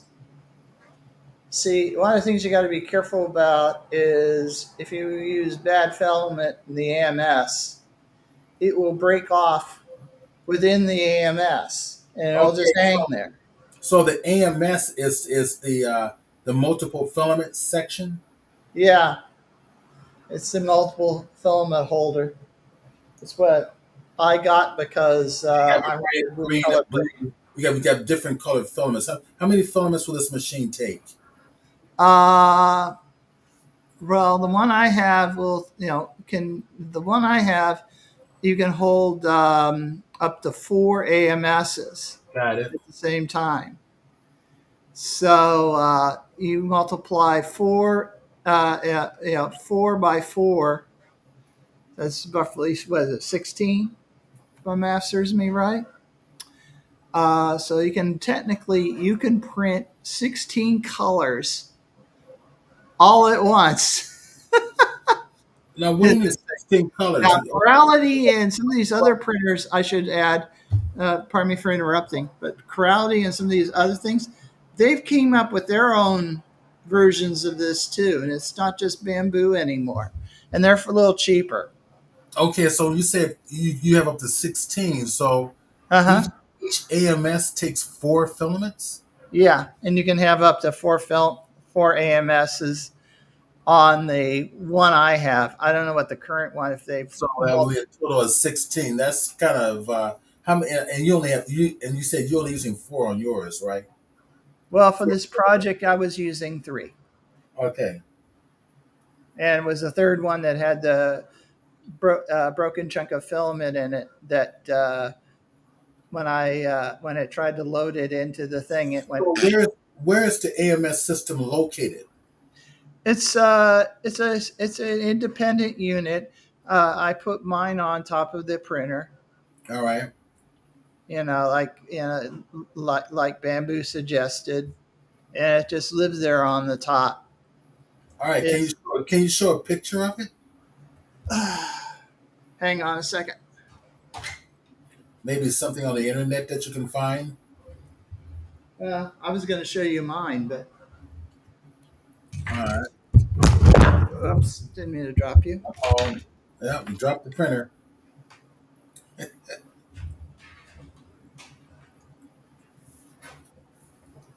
Let me see if I can share my camera.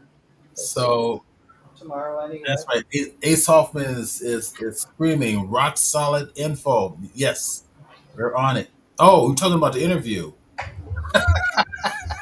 You didn't explain what you were talking about.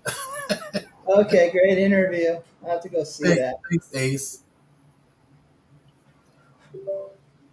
Okay, let's see if we can get a camera in SteamYard. Camera, camera. And also, Ace, are you still in Carlsbad? Ah,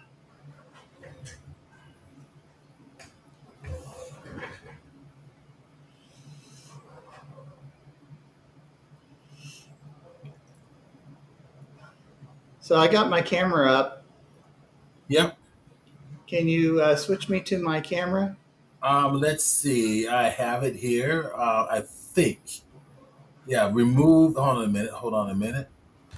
Let me. That one says it's on already. So how do I get you on? I'm seeing it Uh, on the. Let me remove this one. That way I can see where I'm pointing at. Okay, strange. Add that to stage. It's seeing your camera. Why is it not allowing me to add it? There it There. is. Got it. So it allows me to show one camera at a time. Yeah,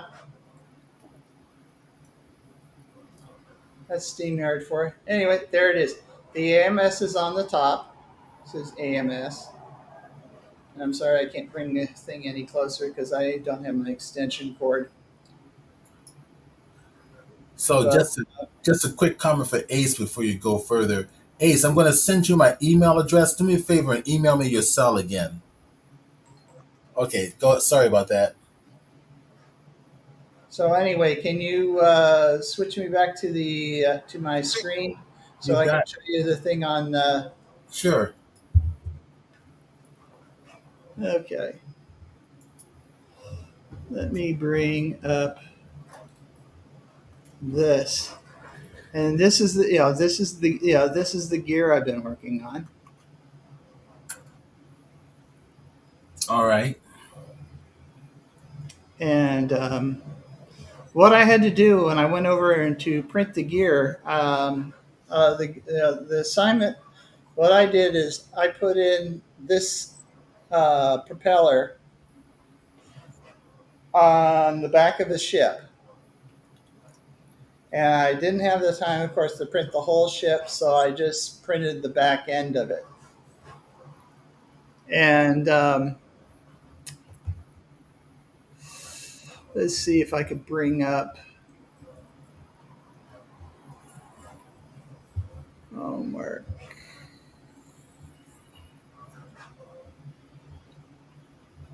This may or may not work.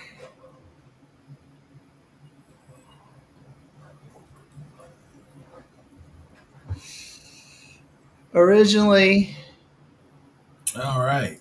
that was the home. That's what I originally tried to print, Okay. and it's pretty nice. What I did is I took.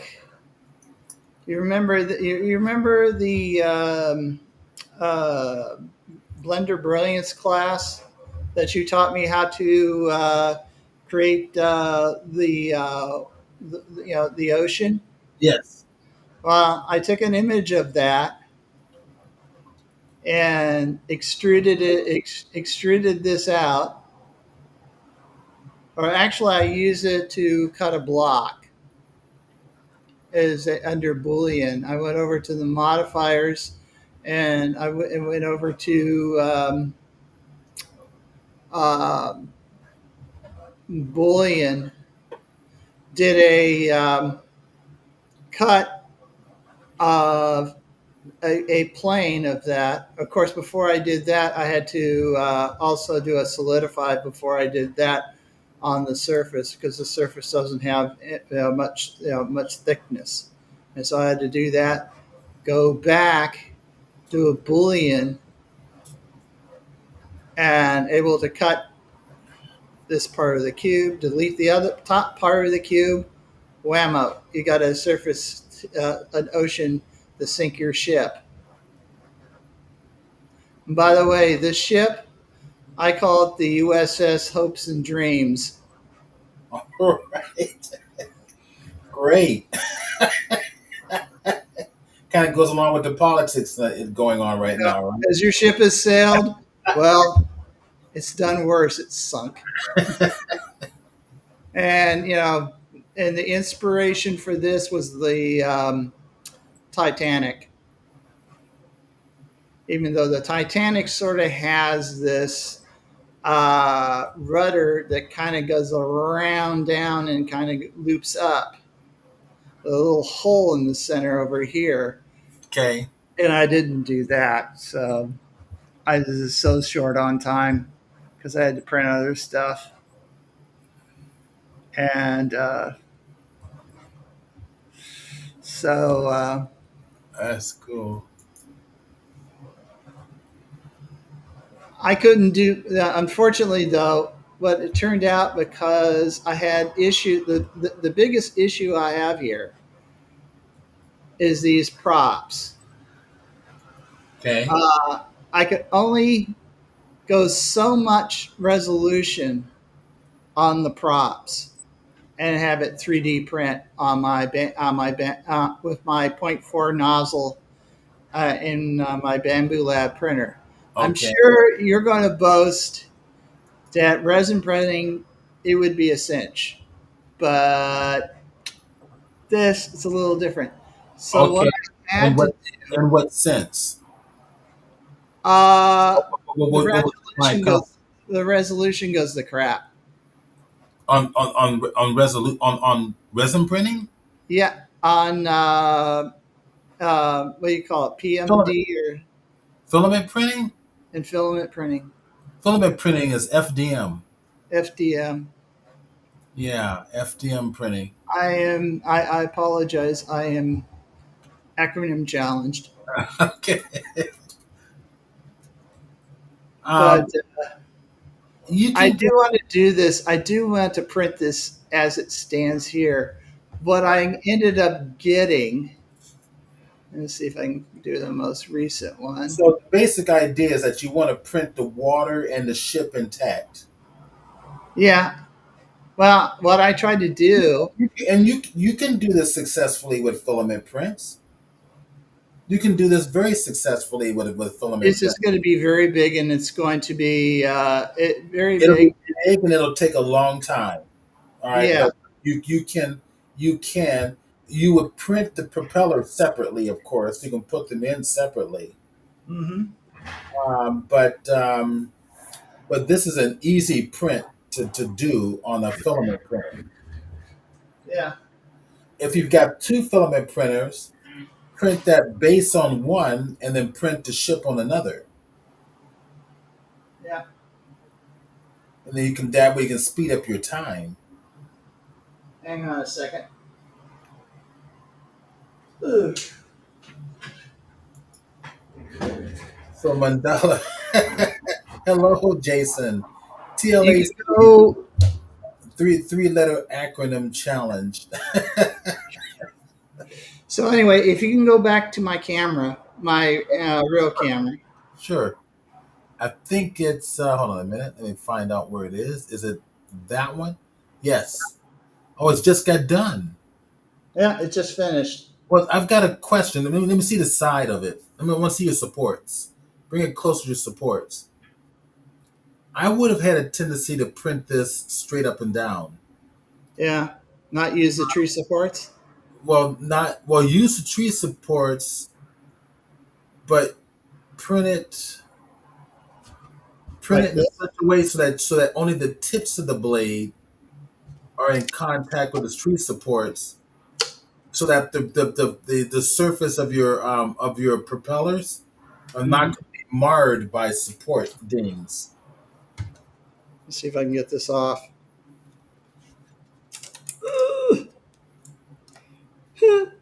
I got took it out too quickly. So um It's not one to release. so Got to take it off a little bit. FYI, I was interviewed last week, and I'm going to post that again here into the chat box. Give me a hot second. There we go, and there we go. So, guys, you're welcome to go watch the interview. I'm going to send it through the mailing list as well. So it's pretty fun. I'm pretty. Actually, the interviewer came to my studio, came to my home and studio, filmed everything here, and all the interview took place here. So Hmm. it's kind of fun. So yeah, okay. So their supports are coming off. Be careful because you're gonna rip that propeller. Yeah, I am. It's another one. Yeah, it's coming off pretty easily. That's good. Hold it up so we can see the actual surface for a little bit. Can you get in closer to the camera? Yeah, that's better. That's not too bad. It's pretty good. Yeah, the tree supports work really well. It keeps everything real smooth. I love tree supports.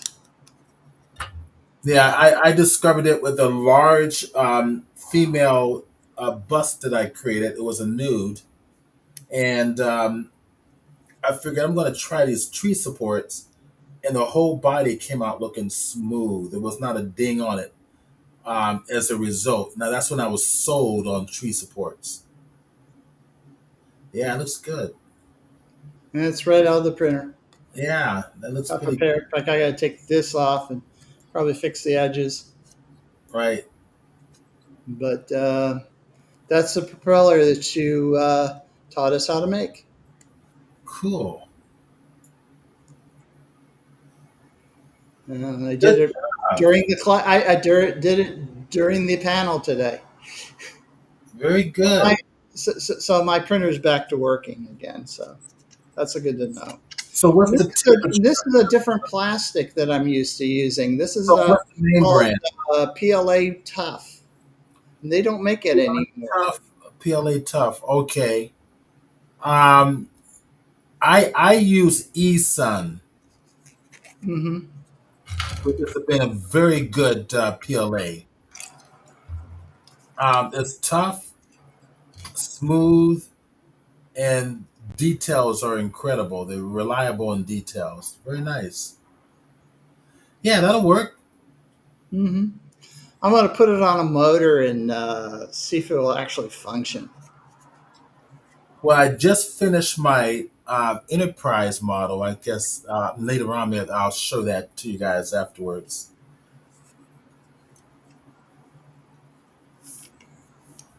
And it looks like fun. Hmm.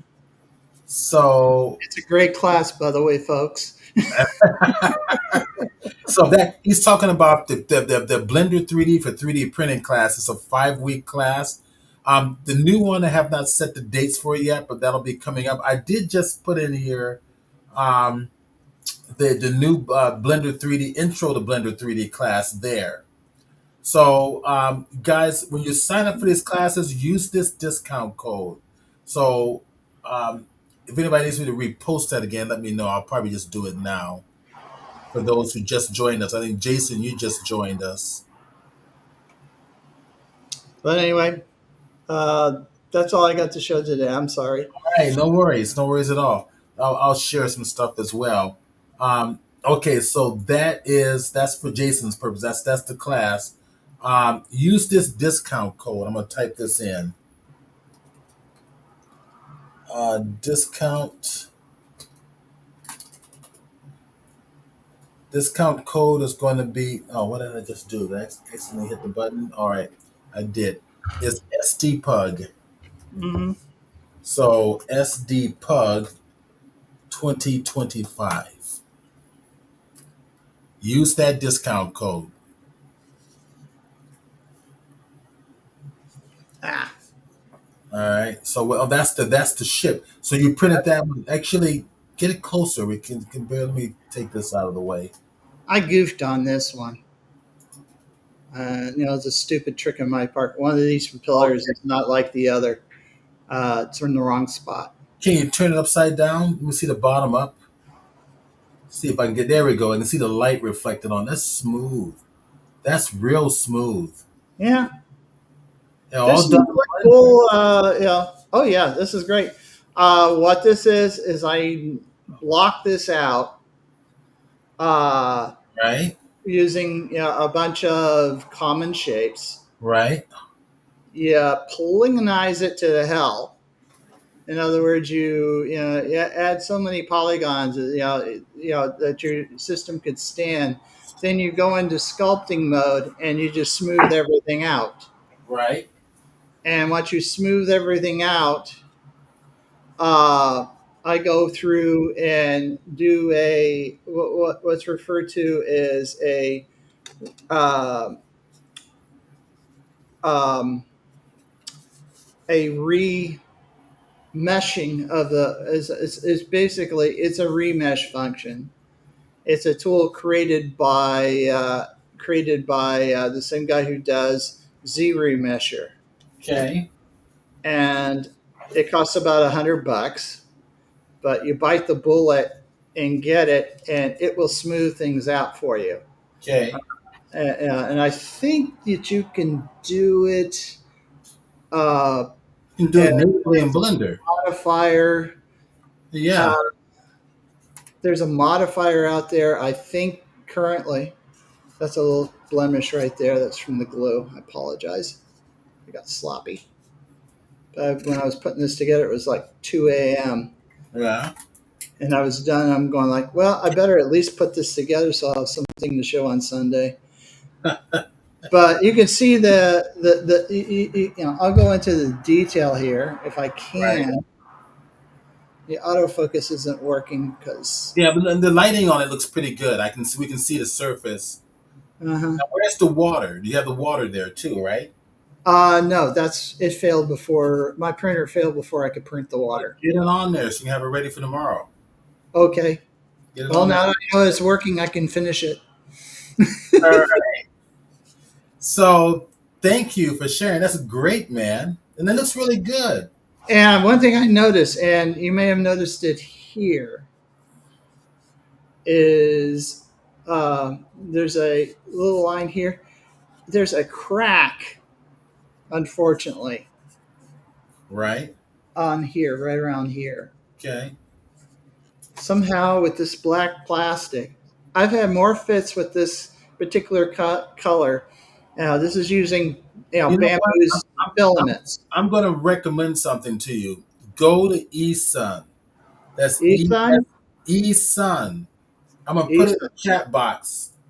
I'm gonna put it in the Okay. chat box. It's ESUN. Okay, let me see if I spelled that correctly. Oh, I didn't. See if I can tilt this without it falling off the bed. All right. So yeah, eSun. That's the filament I recommend you use. Okay, How that works for you? Test it out. I will. The only thing is with Eson, with anything else, I have to hand jam the filament, the filament properties Right. into bamboo.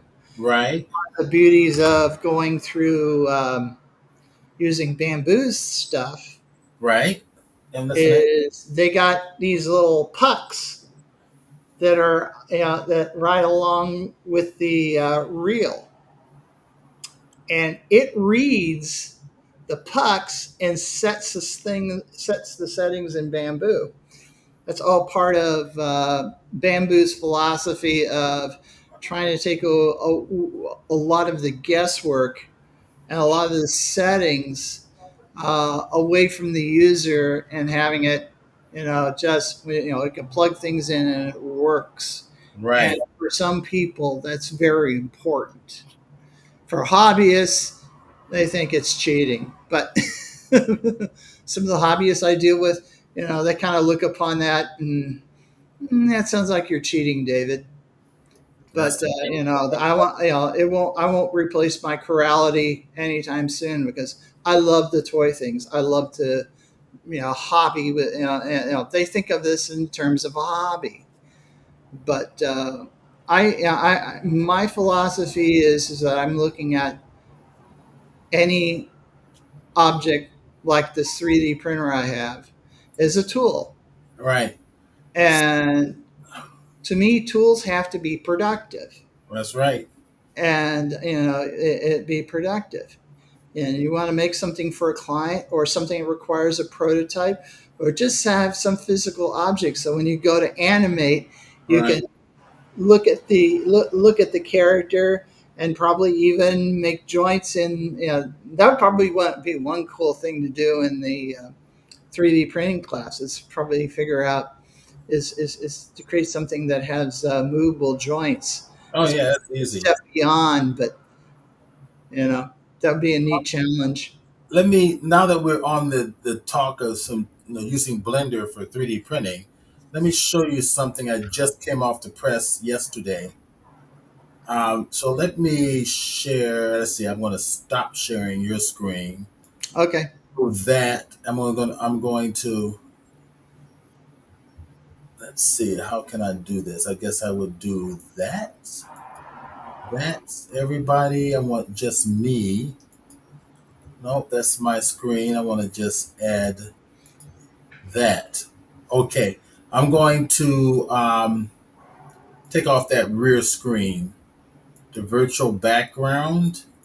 Okay, so you see my messy office again. Okay, so this, I showed you little pieces of this before, but this came off the press yesterday. This is the larger. with the nacelles on. So the nacelles just got done printing. I still got to print out the deflector dish. In fact, I'm gonna make some modifications to the deflector dish, but you can see it. I want to turn it to the side, but that's that portion there. This was printed on the Frozen, the 8K. I'll show you that in just a minute.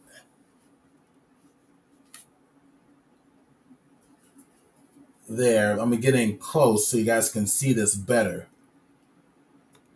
So this is on the Frozen Mega 8K. So it's 14 inches long by 7.5 inches deep, or 7.8 inches deep, almost 8 inches deep, and then by 14 inches tall. Now, is this resin or is this? It's resin.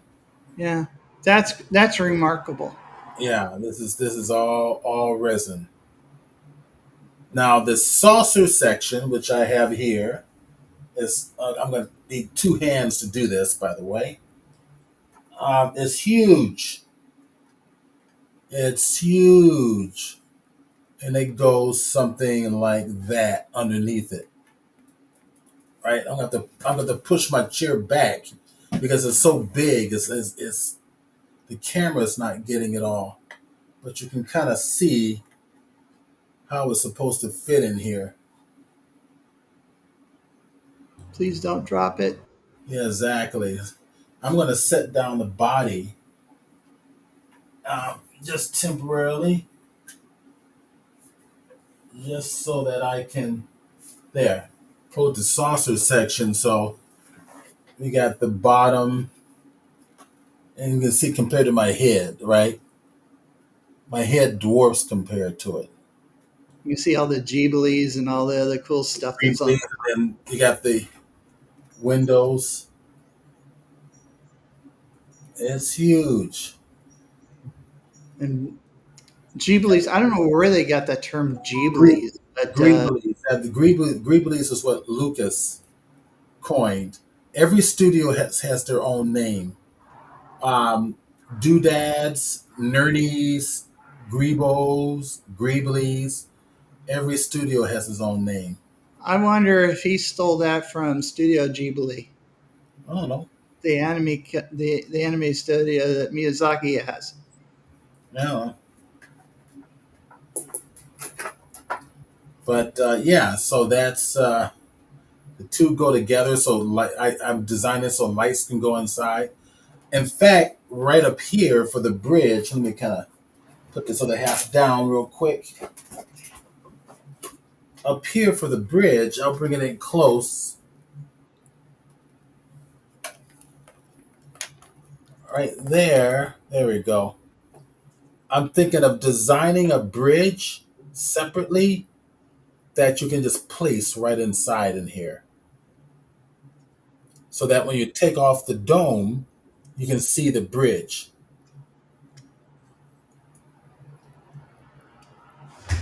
Yeah, Working on that now.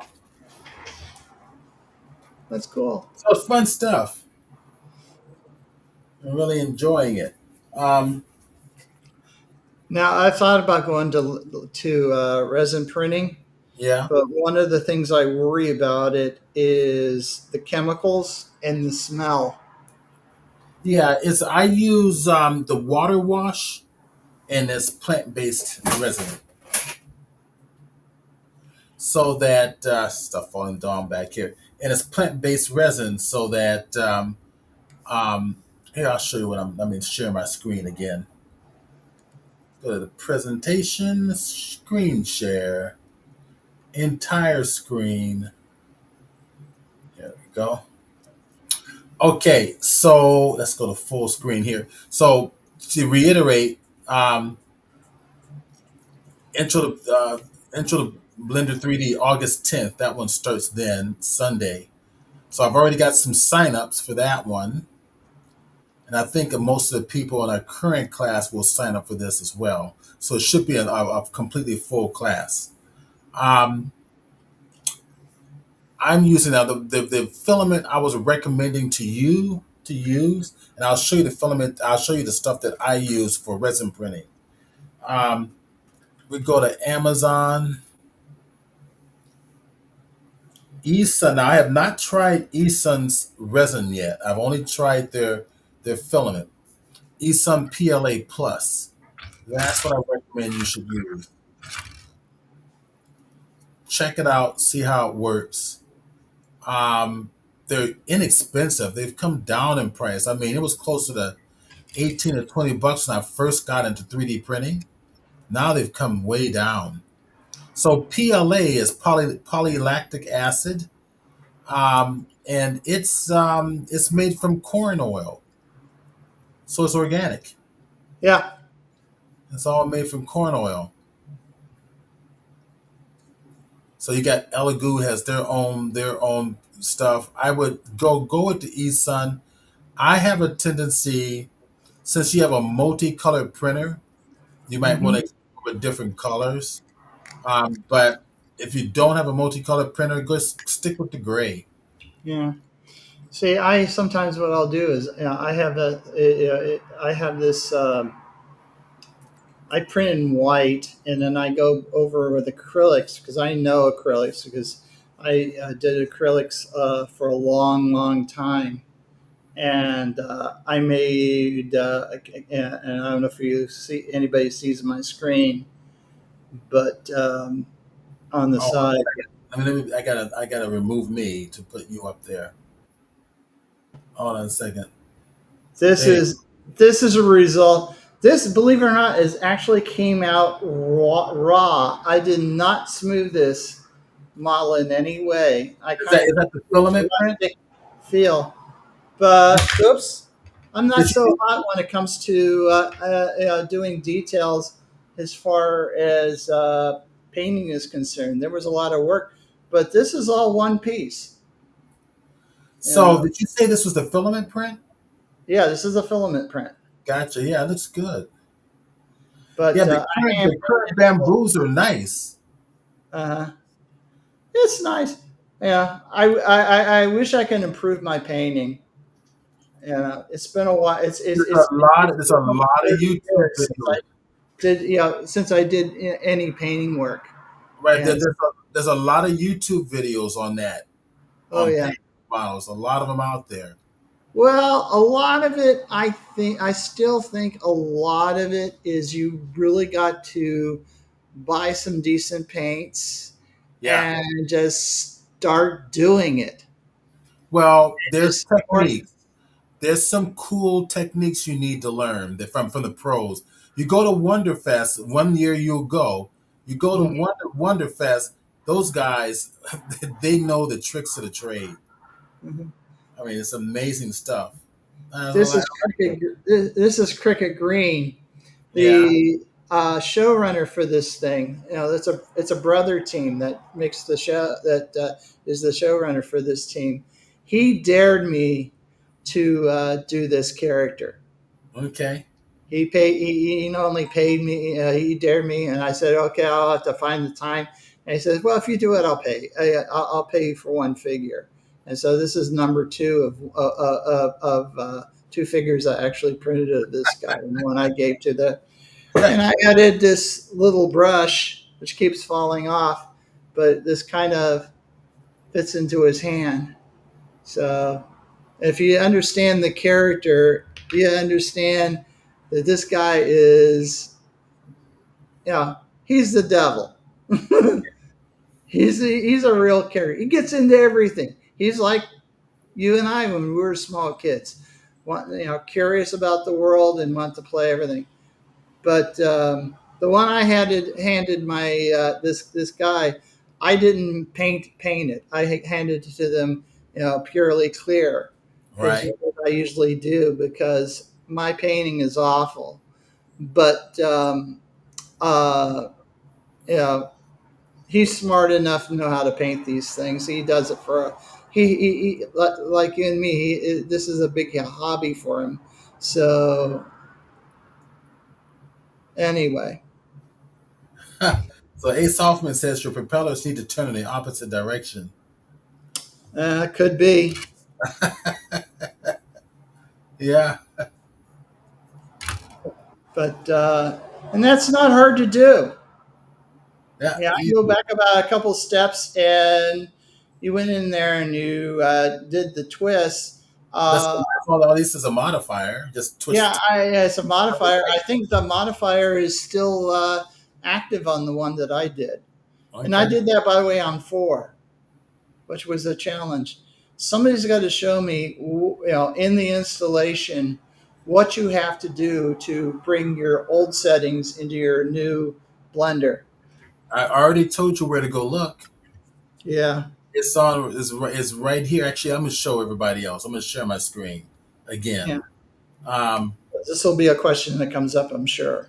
yeah, let me add this to stage. Okay, so if to transfer your settings, I created two videos, and those videos are on our official Discord. So let me go get the Discord there. All right, so let me bring Discord on over. There we go. Let's put it right there. And we got an official Blender Discord. As you can see on the left hand side, um, I've got different workshops that I do. So you're welcome to come in here and take a look at some of the homework. You can see some people posting their homework here, and these are posts from all of my classes, from studio arts to my personal classes, and including the classes at Golden West. And over down in here, you have one called, I think it's special videos. Hold on a minute, let me think about this. No, it was preferences. I think it was. There is a special videos here where I create videos or I find videos that I think is really important for you to kind of look into. So that's listed here under special videos. So come in here and check all this stuff out. Um, Now the one we're talking about, which is the plugins. Let me go find it real quick. It's in the preferences setup right here. Blender preferences setup right there. I did two videos on how to actually three videos on how to set up your preferences. So when you first install Blender, when you like the new version of Blender, when you open it up for the very first time, a box pops up in front of your face. Now I don't know why you're not seeing it, but it's there. It says, "Do you want to bring in your old preferences?" Just simply click yes, and it's done, Yeah. right? But if you don't do that, these are the videos to show you how to do it.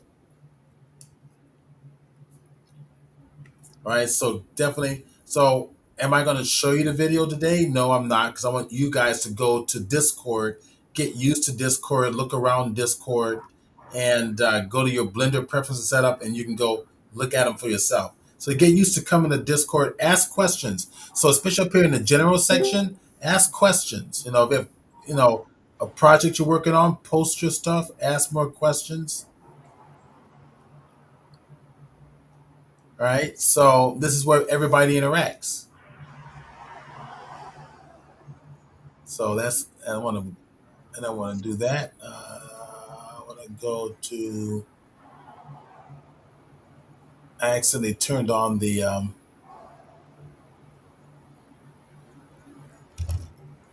I closed everything up accidentally. Let me see how I can open it up again. So yeah, come on over, and there we go. There's my channels. And check this out. And there's a lot of good stuff in here. A lot of really good stuff. Character rigging. I taught a class on that for Studio Arts. So rigging and animation. Stuff in here. Work in progress. Oh, and post your demo reel right up here. Definitely would love to see that. Mm. So Science and trying to do a demo reel. exactly. So I'll show you something. I'm working for Comic Con. I will be speaking at Comic Con next week. and it's on making environments in Blender. And let me get Blender open. And I'm working. Let me show you what I've got so far. So let's go to the recent file. And I'm going to go to environment B, I believe is what it is. All right, let me come over here to the modeling tab. Go to my view real quick.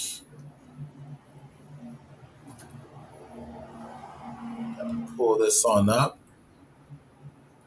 And I'm going to go over here to the material tab.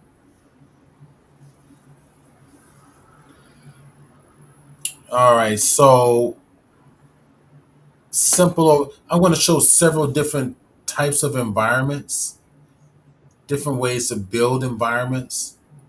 This is going to be one of the first and simplest one, where I've kind of played around with putting debris or snow-like debris in the air. This is not render. This is a material view. If I go to render view, you get a much different look. There you go. All right, so I'll stop that animation there and go over here to my the overall scene view or perspective view, and you get to see my setup. So this is one of them, one of one of the versions. Another one, I'm going to show several different versions of setting up environments in Blender. So this one uses a background, and I'm utilizing that same background as an HDR to light the scene, which you can see in the background. That's what you're seeing in the background, right? It's an HDR. Is that image lighting the scene? Now, traditionally, we've got. Let me go over. I want to definitely talk about geoscatter here too. Traditionally, we've got Polyhaven. Let me go to.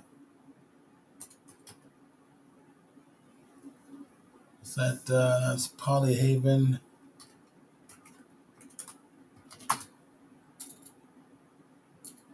.com. Oops, misspelled it.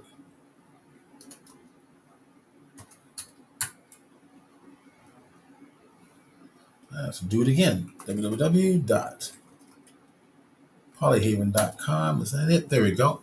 Now we normally go to Polyhaven, go to our assets, go over to HDRs, and all your HDRs are listed here. And these are true HDRs.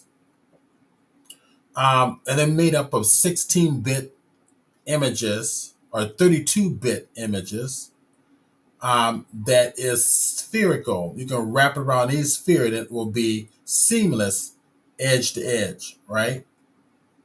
You got a whole bunch of different versions in here. But for this particular tutorial to start things off is that you don't have to use that. You can use any image. So I created this image basically in Photoshop using AI. And I'll show you what I did. In fact, I'll show you now. It's kind of fun. Let me open up Photoshop real quick. So I wanted something elongated, and so that I can bend it and use it as a background. And there it is right there. So this is an actual photographic image. And the goal was to have this, bent on a partial circle, give it a little bit of a curve. So what I had to do was this. I'm going to duplicate it, Command J, hit the C key for the crop tool, and just stretch it out as long as I want it. The results I'll get now will be very different than what I have than the ones that you saw. Hit Enter key All right, so now what I'm going to do is select all these, a big chunk of that area. I'll go a little bit more. Make sure my contextual taskbar is open. This is your dialogue with the AI engine. Click generative fill and just simply click generate and let Photoshop do all the work for you. Sit back and relax, watch the progress bar go, and there you go. That's how I did it. Instant background in seconds. Look at that.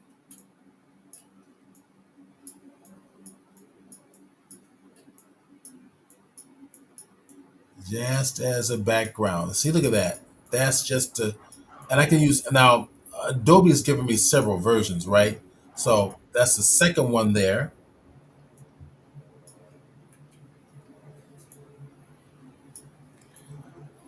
Yeah, I live so close to the, I live on the Olympic Peninsula practically. So we got the, the Olympic Mountains, Yeah, and I want to get some of those and make, some HDR stuff like that. yeah.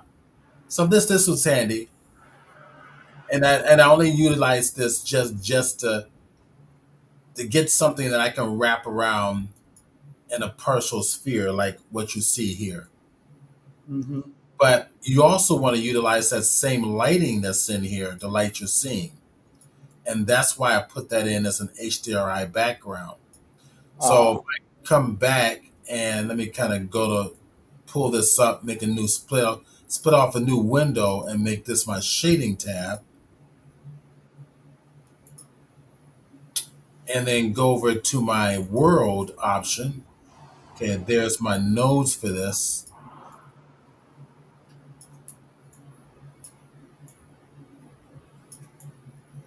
If I hit the zero key to go to pull this on back like so, and if I disconnect it, you get to see what it looks like. yes. Yeah, so could I put lights in there to light it up to where I want? Yeah, we could have, but it was just easier that you can throw any image back there as a lighting to help your lighting situation. You plug in color the image into color for the background, and Yeah. then that creates a nice little environment. And of course, it's wrapped around with a fog. There's a little bit of fog going on everywhere as well.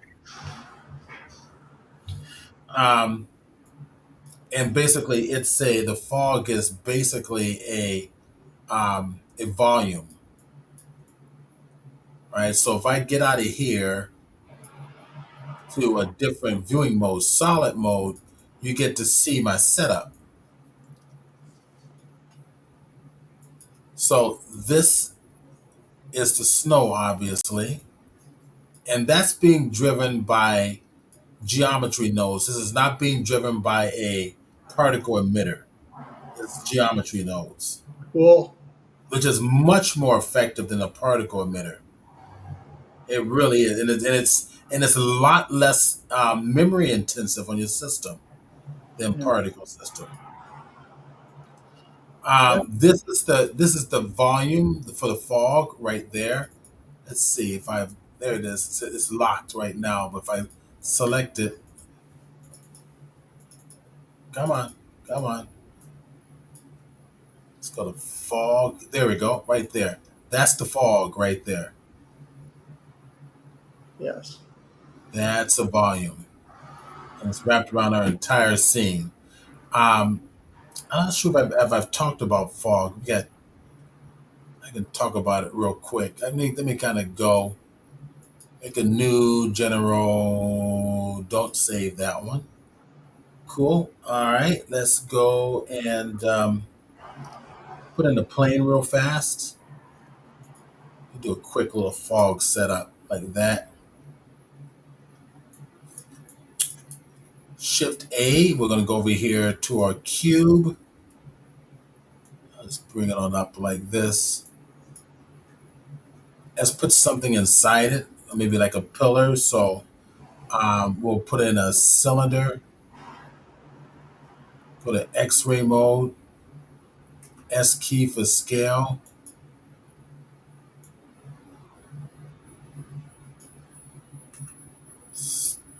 scale up to here, something like this.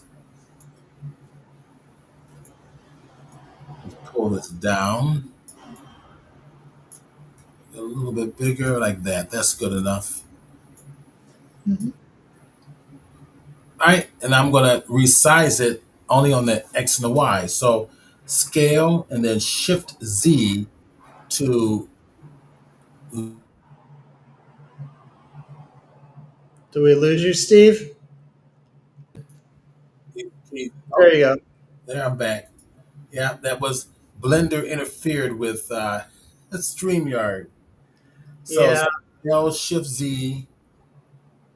There we go. That's all we need.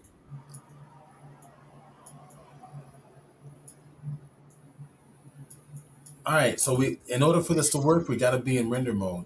Hey, I got to head out, guys. Thanks a lot, All right, Steve. thanks, man. Thank you for Yep. sharing. We Sure, no appreciate problem. it. And we're almost done anyway. So, all Take right. care. All right. See you later. Bye. Bye. Um, all right. So I've got, let me bring in a light source as well.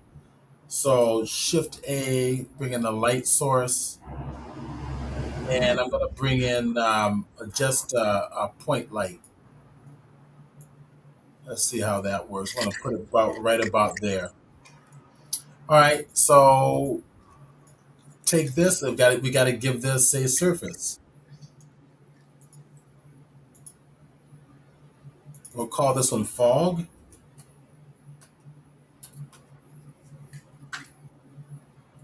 And let's go get our shader options. All right. And the first thing you got to do is we got to get this out of the principal BSDF. I'm going to disconnect it, select it, and hit delete. And what you need is a volume, principled volume. So Shift A, so I don't remember where things are, and then just type in VOL for volume, and you should see in here a principled volume somewhere. There it is, right there in front of me, and drop it down. And this is important too. Don't go to surface, go to volume. There. We can see the light inside now. It's fog in there. So now we're going to bring down the density of the fog right here.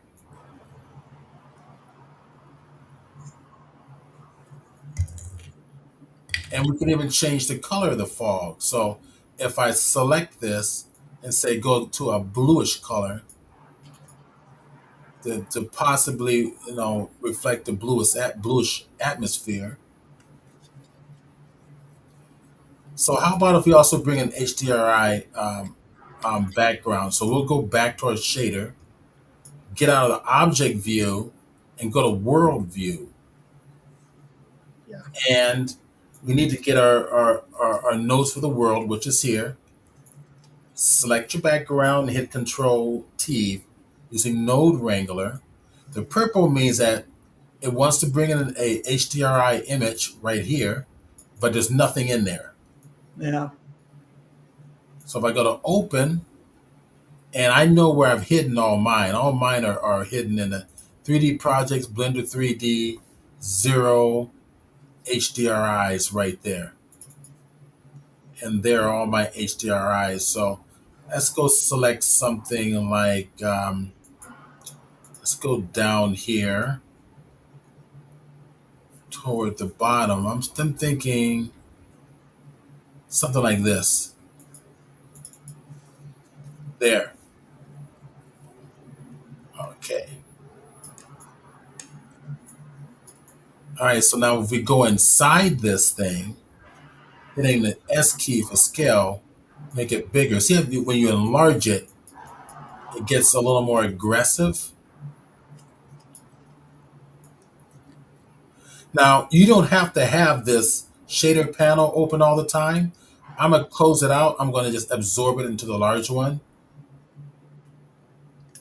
like this. And you just simply come over here to your material panel, and your features should be here. So under the volume, there's your density. This is exactly what showed up on the node. So if I select this object, S key, and then Shift Z, right? So you can kind of see what's going on here. That's your fog.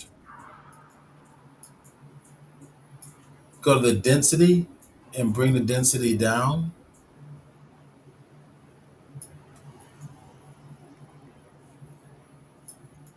And if you want to break up some fog with some fancy footwork in terms of um, adding some texture to it, I suppose we'll go right back to our shader tab. Here's something that you should know about. I think this is new in 4.5. See my little thicker edges here that's dividing the windows? Yeah. All that is under the edit menu for 4.5. Preferences, I believe that's under interface. And where are you? That is it under interface or viewport?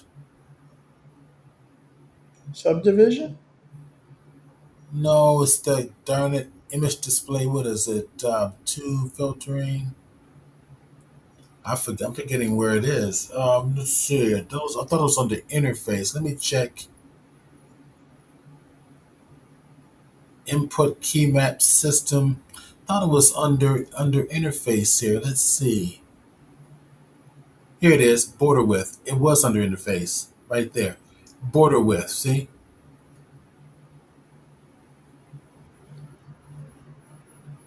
So, how do you get those really thick lines and stuff in your? I know in your training videos, you like to accentuate some of your. Uh, So if you go over here to edit mode, you want to accentuate the lines yeah, and those right. right there. Yeah, Yes. mine were not that big. So you're gonna go under your preferences again. Edit preferences. Go to theme, and the theme you're looking under is gonna be under the viewport. Let's see, 3D viewport right here. Uh, Open it up. oh, okay. Go to the very bottom. These are preference color preferences for everything else in your system. But if you go down here, edge width and vertex size.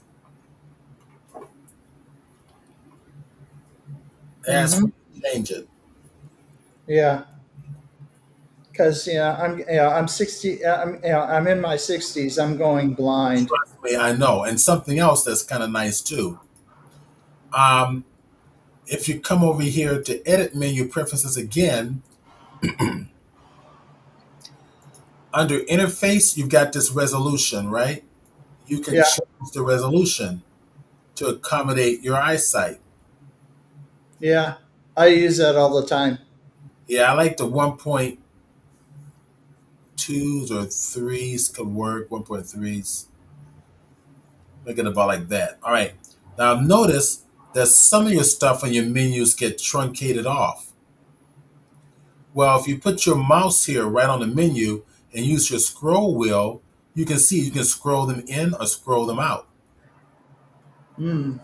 or a middle click and drag,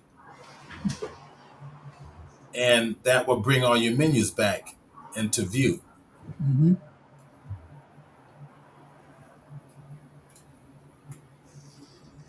Okay. So yeah. So that's it for today. We'll come back. Let's see. Next week. Well, next week is Comic Con, Uh huh. so we will not be back here next week. I wish I could go to Comic Con. Yeah. Even when I was living in SoCal, I would struggle try to get tickets to Comic Con, Okay. but that's another story. So you're not coming because you couldn't get tickets, or you're not coming because it's just I'm fine. in I'm in Seattle. So what?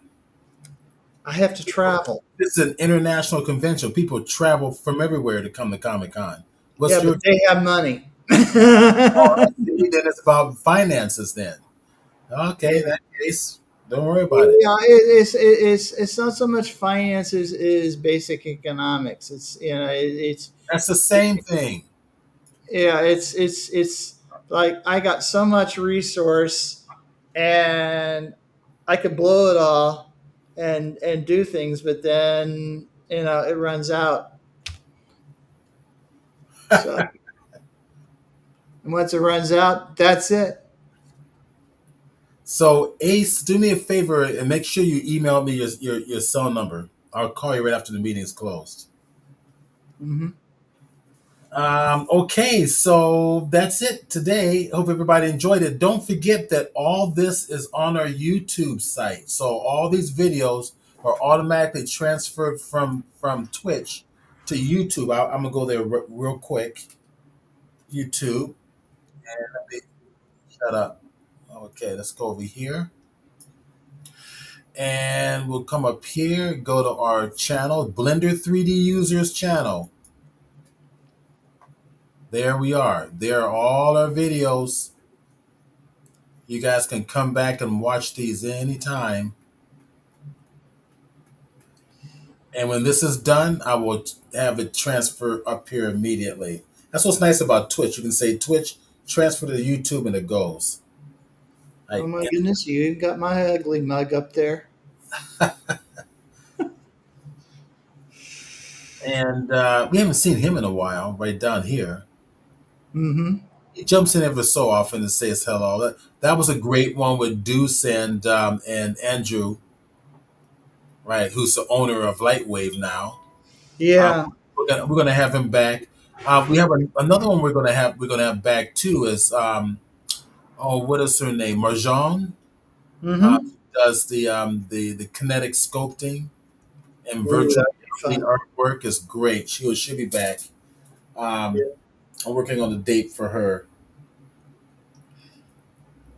Okay, That'd be great. so thank you so much, David, and also to Tim and and thank you everyone for being here and support. Greatly appreciate it.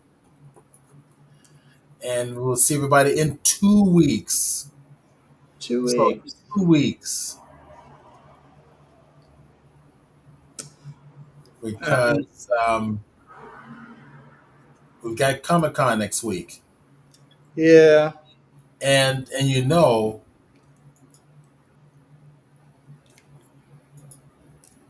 you do know we've got to go to Comic Con. Well, one of the ways that I usually get into Comic Con is sometimes they have, people who, believe it or not, will bow out at Comic Con. Yeah, And they usually take those tickets because they want to get their money back.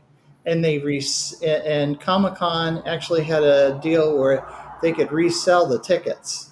So right. you could buy the tickets, somebody else's ticket through Comic Con that Can't was do that purchased anymore. earlier on. Can't So, do that anymore. They're cracking down. If your name is not on the badge that compares to your ID, hmm they will confiscate it. well, this was something that was actually put on by Comic Con. This isn't some Okay. third party. Well, This, I don't know. I don't think they do that anymore. yeah, I don't think they did that it a few. They did it about 5 6 years back, and that's probably before the last pandemic. time I was able to get a ticket Yeah. because they sell out like that. Oh, they do. I mean, it was just amazing. You'd be in that virtual line, and by the time your name would come up in the virtual line, all the tickets were sold. Yeah. Anyway, All right, buddy. you take We'll care. see you tomorrow in class, and we'll see everybody in 2 weeks. Mm-hmm. All right. Bye. Bye.